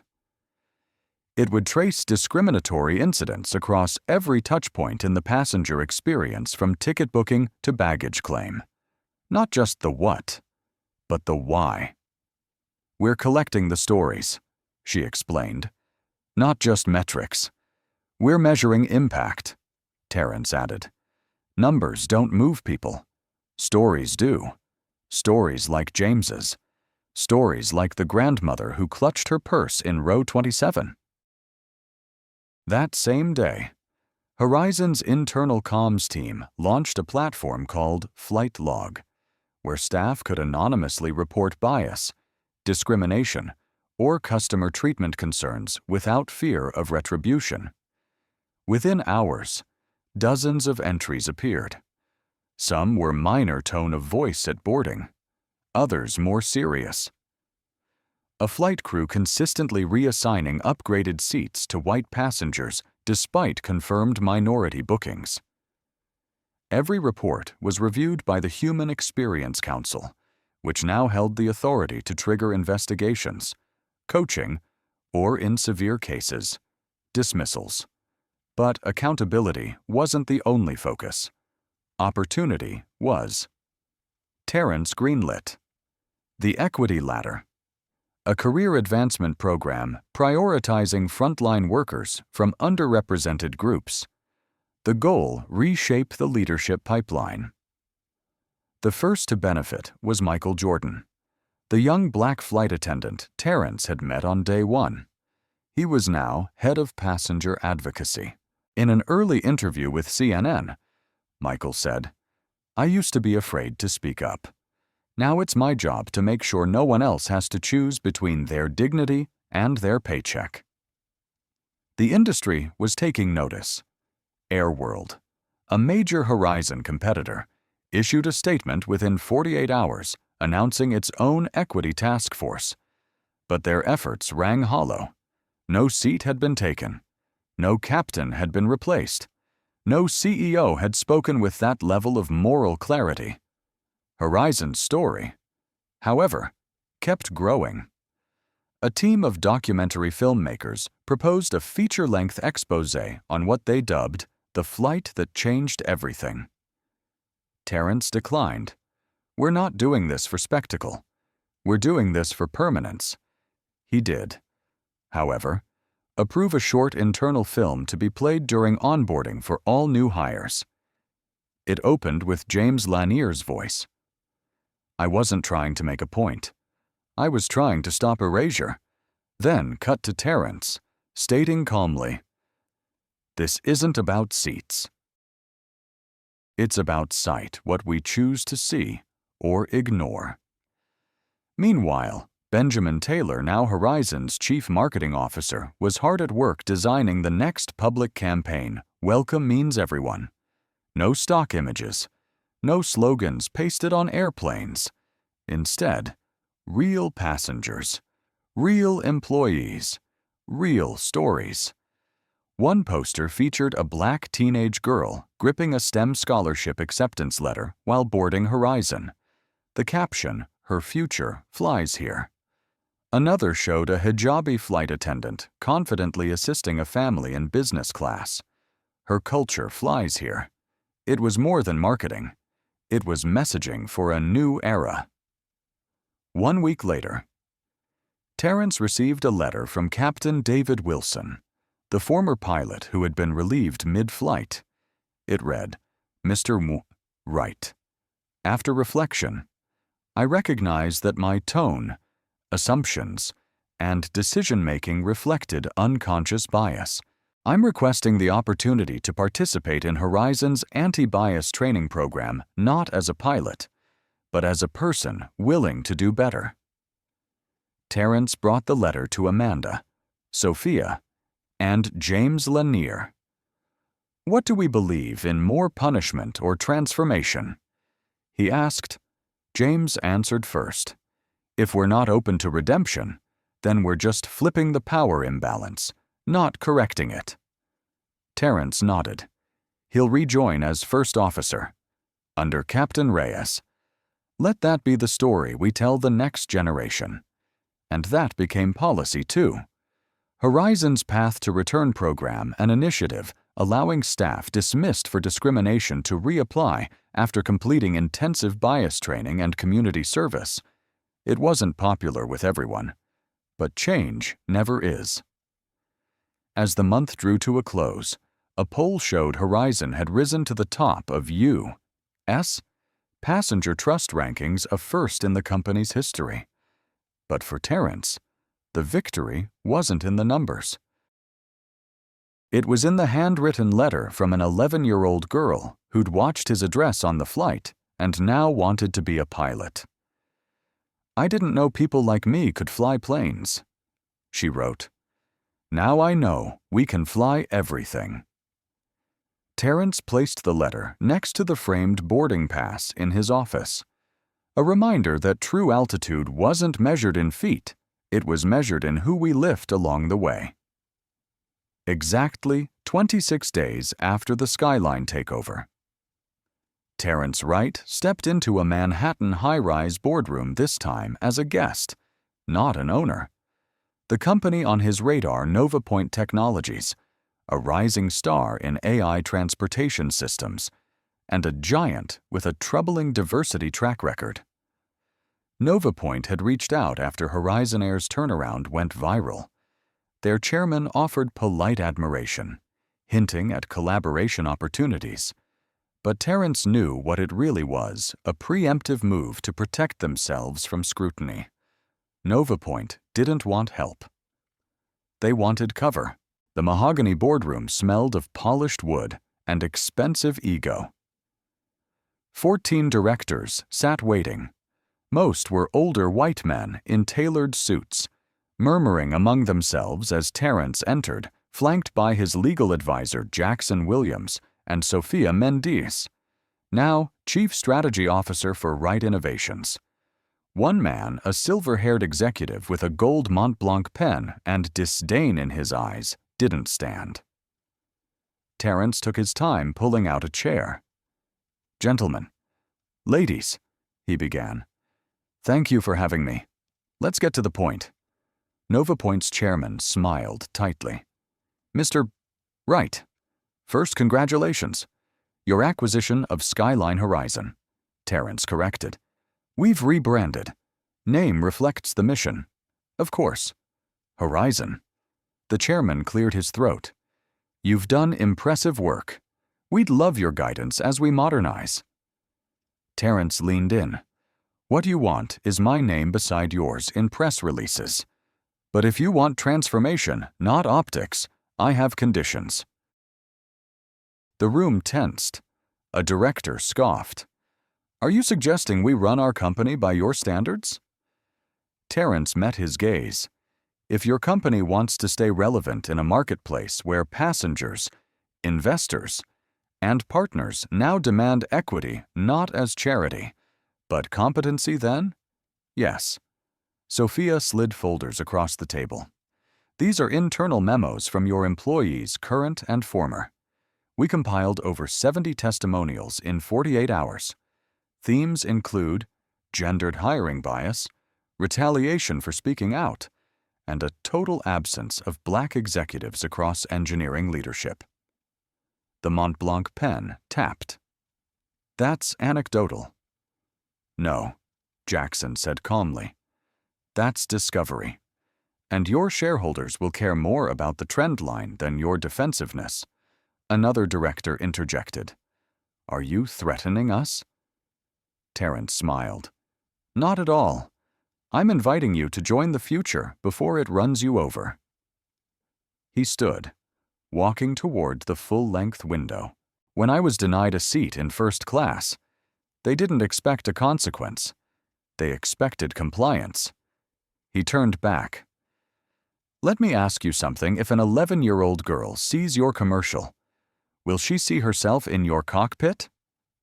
In your command center? Or just in your logo?" Silence.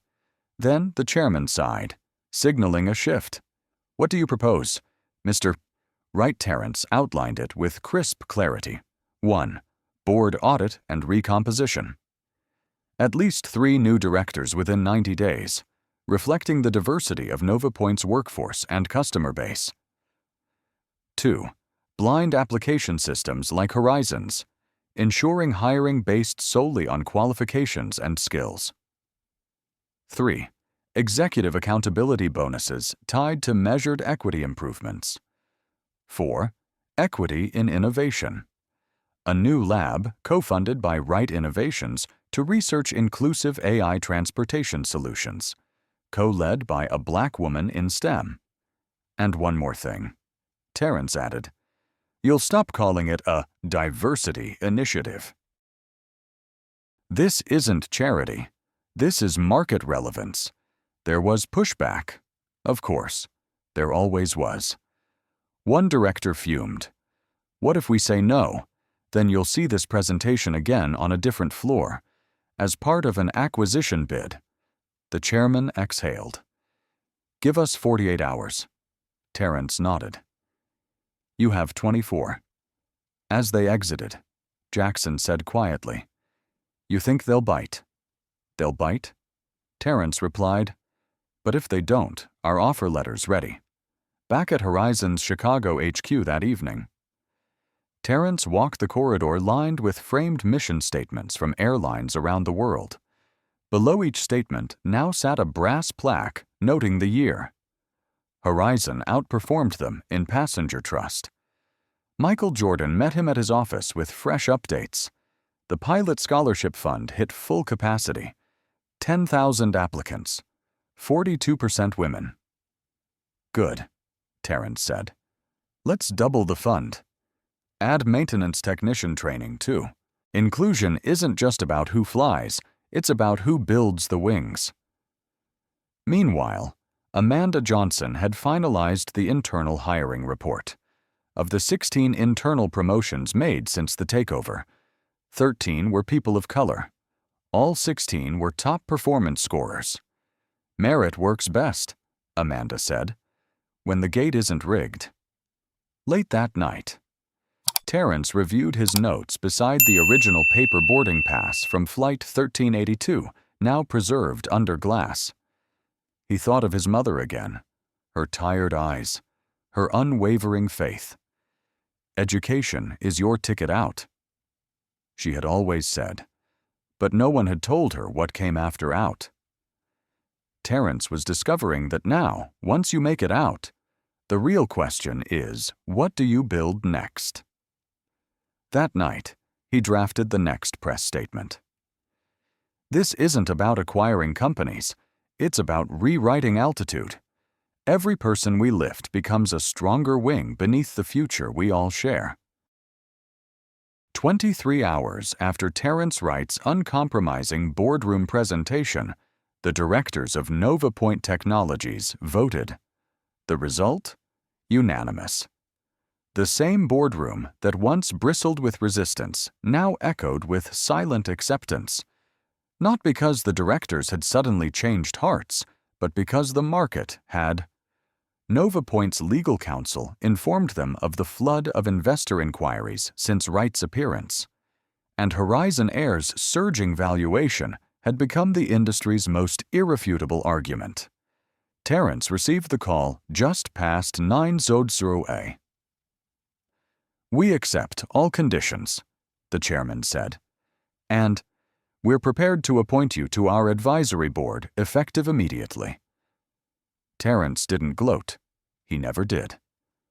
"Send the paperwork," he replied, "and schedule the press announcement for noon. You'll want the world to know change is coming before someone else breaks that story for you." An hour later, Terrence stood before a backdrop of Horizon Air and Nova Point logos newly merged by promise, if not yet by contract. Cameras flashed. Reporters waited. "Today's partnership," he began, "is not just about AI systems or shareholder value. It's about who gets a seat at the table where tomorrow's skies are engineered." He continued with precision and purpose. "We are building a future where predictive technology doesn't just reduce delays, but removes bias. Where autopilot doesn't mean auto-privilege. Where the systems guiding us at 35,000 feet are designed by people who've spent their lives being told they don't belong in the cockpit." Behind him, Sophia Mendias and Benjamin Taylor flank the display of upcoming projects Nova Point Labs, a joint research center for inclusive aviation AI, and the Wright Fellowship full scholarships for underrepresented youth in aerospace engineering. Terrence concluded, "Let this partnership serve as notice if your company builds systems that touch lives. Equity is no longer optional. It is infrastructure." The press conference aired on all major networks. Terrence's speech, clipped and shared by viewers, trended under the hashtag #BuildWithEquity. CEOs across the transportation sector scrambled to audit their own diversity metrics. Back at Horizon HQ, Amanda Johnson fielded dozens of inquiries from HR leaders requesting blueprints for Wright's blind hiring system. She smiled each time she answered. "We'll send the framework, but you'll have to build the culture yourselves." At lunchtime, Terrence sat with Michael Jordan in the Horizon employee cafeteria, another deliberate culture change. Executives no longer dined separately. Walls had come down, literally and symbolically. Michael passed him a data report. "Our internal bias training just hit 100% completion for all U.S.-based staff. Passenger satisfaction is up another 3% this week. But here's what really matters. Employee retention among women and minorities has doubled since the acquisition." Terrence nodded. People stay where they're seen. Later that afternoon, Terrence met with Jennifer Reyes in the training simulator hangar. She was overseeing a new generation of pilot cadets, half of them women. many from backgrounds historically excluded from commercial aviation. "This is Horizon Academy's first cohort," Jennifer said, pride in her voice. "In 18 months, they'll be flying passenger aircraft, and not one of them got here because of pity. They earned it. We just opened the door." "You did more than that," Terrence said. "You became the example they could see." As they walked through the simulator bays, one cadet approached. "Captain Reyes, Mr." "Right." She was tall, early 20s, with natural curls tucked beneath her cap and eyes full of determination. "My name's Amina. My dad's a mechanic." "My mom's a teacher. I never thought I'd even sit in a cockpit, let alone train in one.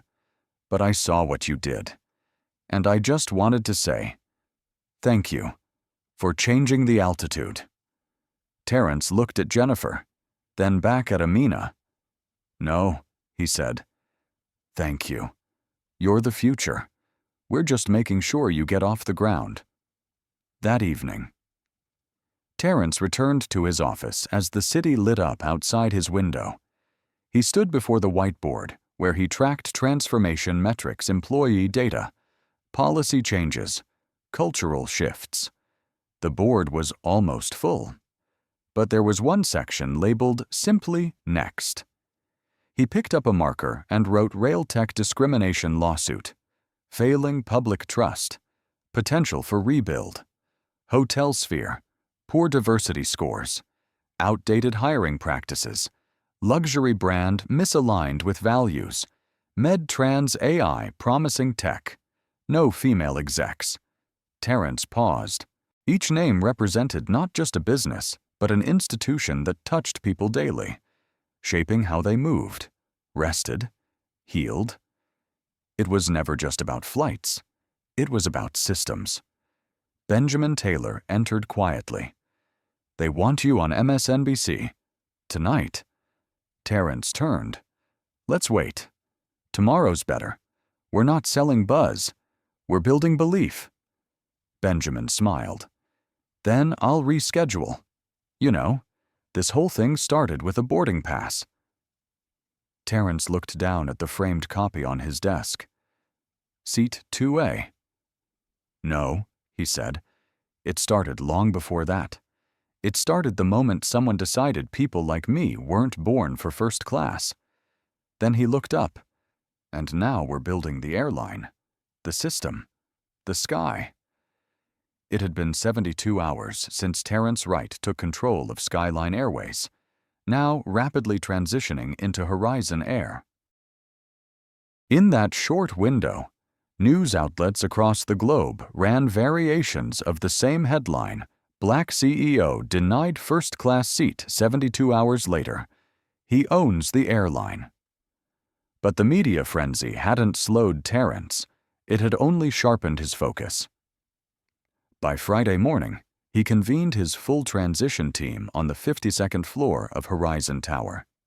The floor-to-ceiling glass conference room overlooked 3 Horizon aircraft on the runway below, each newly wrapped in the bold gradient of violet and blue. "Status updates," he said simply as the team gathered.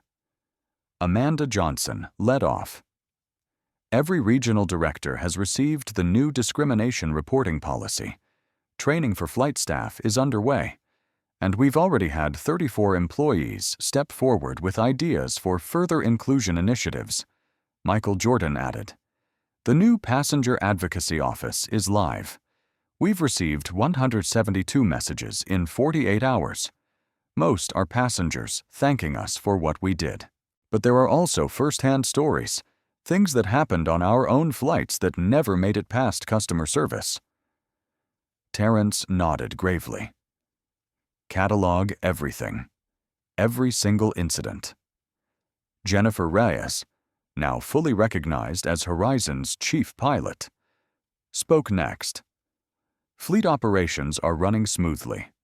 First officer rotations have been rebalanced to reduce burnout, and for the first time in company history, we have Black, Latino, and female captains flying concurrently on over 20% of our routes.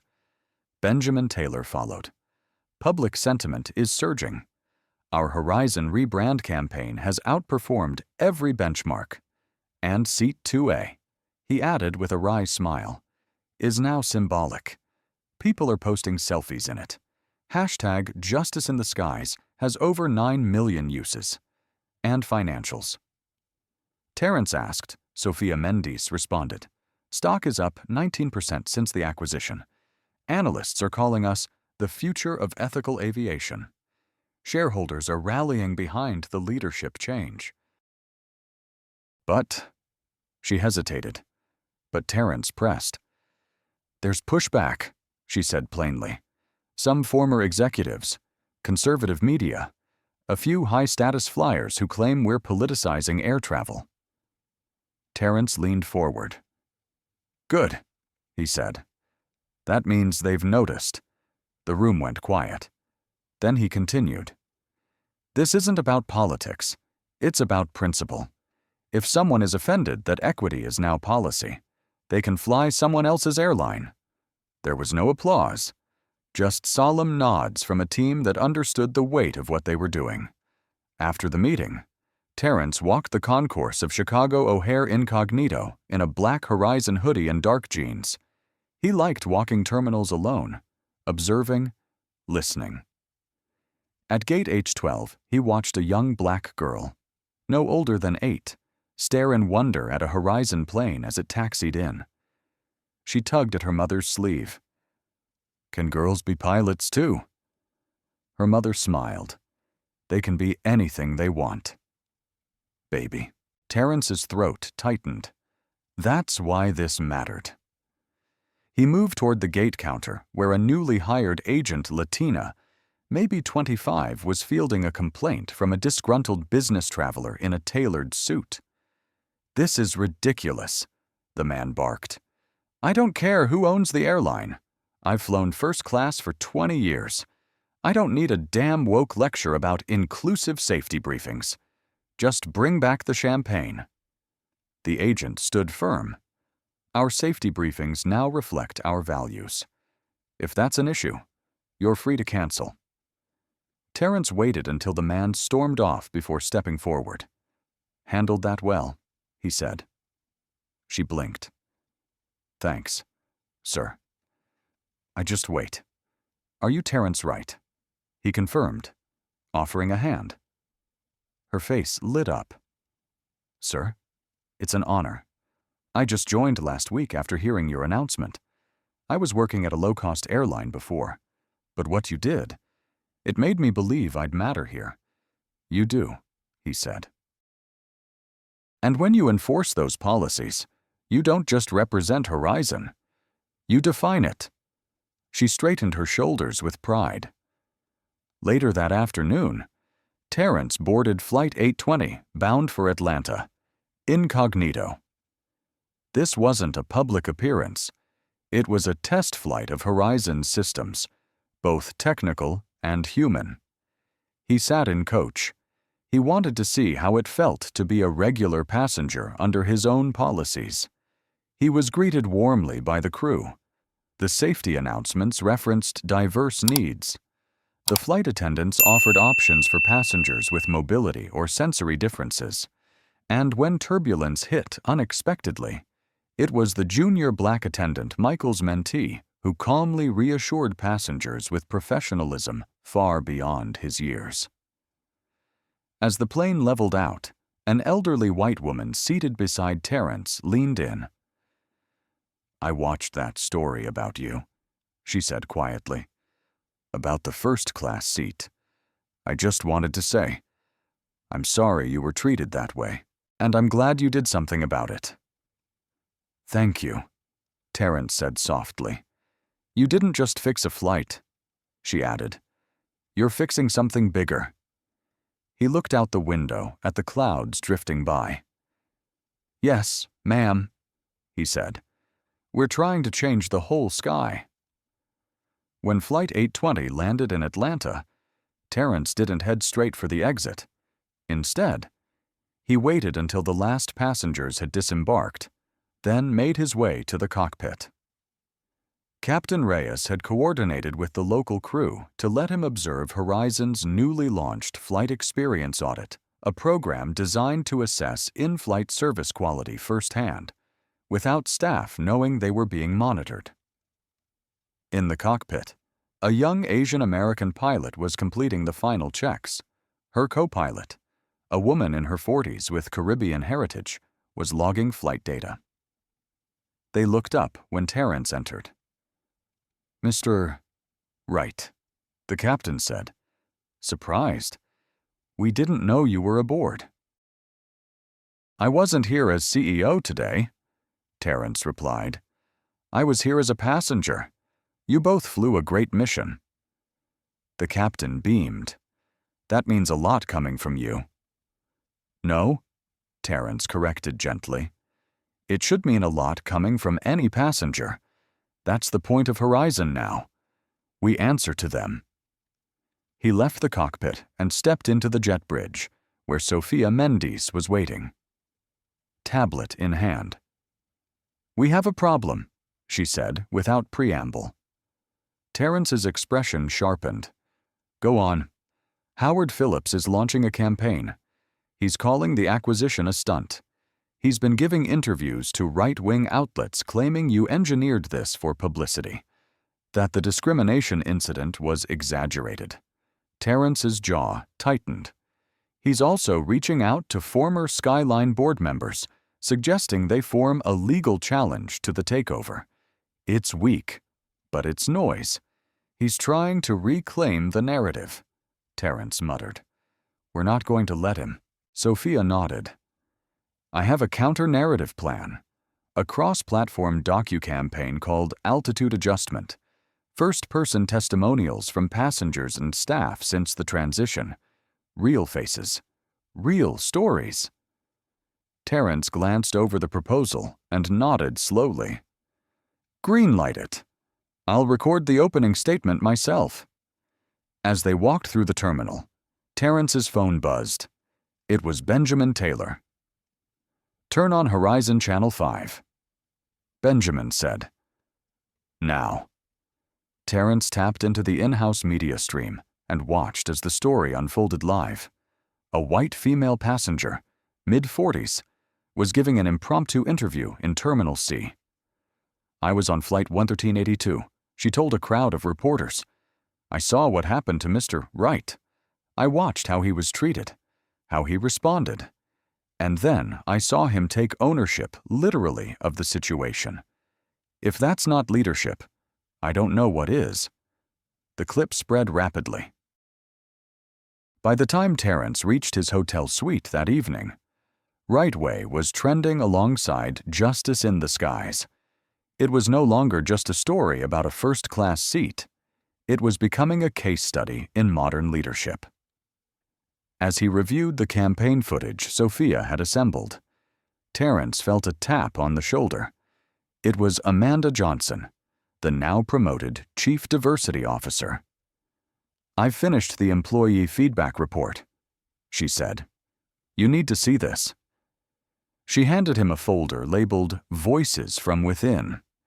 Inside were 200 anonymous statements from Horizon employees, flight attendants, baggage handlers, dispatchers, janitors responding to the recent changes.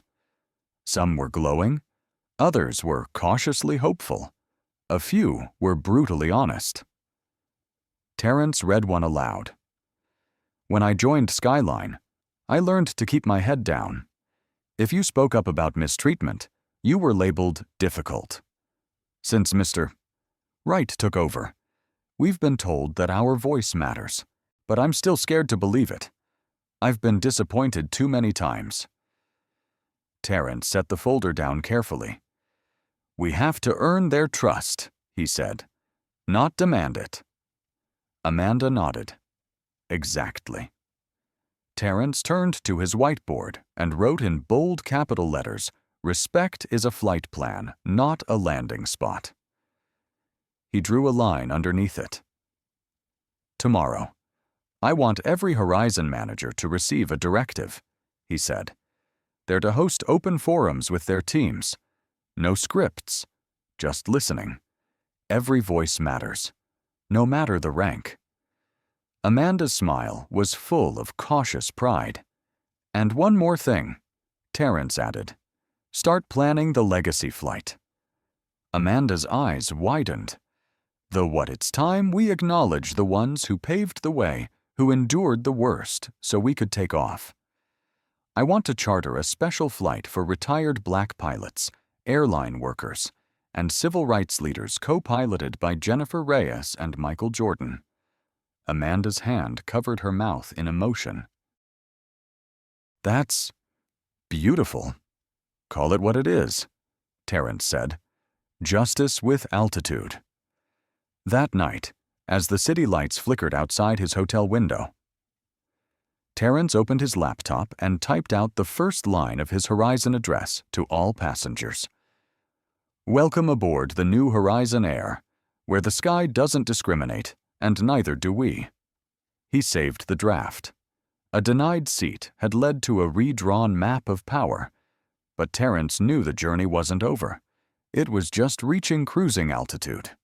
Terrence Wright stood at the tarmac of Los Angeles International Airport, the dry California breeze stirring the edges of his tailored navy suit. Behind him, an enormous hangar had been freshly painted with the new Horizon Air insignia, bold lettering streaking across a rising sun gradient. Cameras flashed. Today was the public launch of Horizon's Legacy Flight Program, the initiative he had envisioned not just as a PR milestone, but as a tribute, a thank you to the overlooked pioneers, unsung heroes, and quietly courageous individuals who had endured exclusion and paved the way. A sleek Horizon A321 taxied to a stop behind him, the fuselage gleaming with custom livery Flight 00s, in honor of those who never got to board. The passengers disembarking weren't celebrities or influencers. They were icons in their own right, retired black pilots, Tuskegee airmen, former flight attendants turned activists, and elderly civil rights leaders who once marched but had never flown first class. As they stepped onto the tarmac, escorted by Horizon crew, they were greeted by applause. The event wasn't just symbolic. It was structural. Each guest had their airfare paid, accommodations covered, and was presented with a new policy certificate bearing their name and affirming Horizon's commitment to never allowing what they experienced in their lifetimes to be repeated. Terrence stepped up to the podium. 6 months ago, I was denied a seat. Today, we're offering seats to those who never had the chance. A pause. But this isn't about me. This is about rewriting the flight plan for everyone.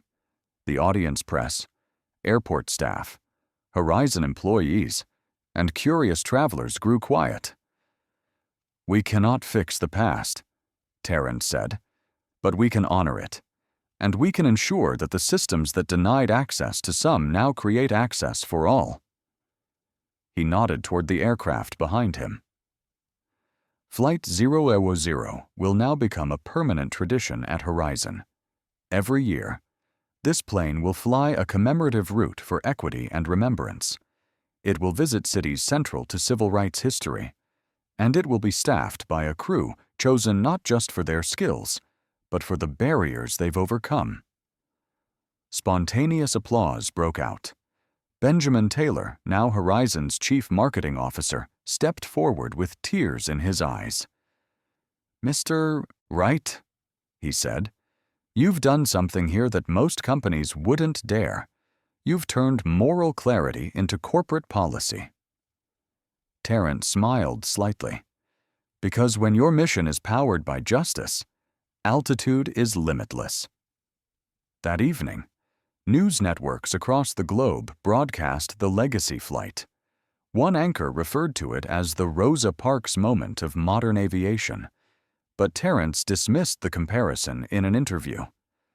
Rosa Parks didn't want to start a movement. She just wanted to sit in her rightful seat. That's what I wanted too. Change happened not because I fought, but because I had the power to do so. It's my responsibility now to make sure others don't have to fight alone. At Wright Innovations headquarters the next day, a framed image of Flight 000 hung in the lobby. Below it, a quote from Terrence's late mother, Darlene Wright. "They can take your money, your title, even your seat. But they can't take what you know.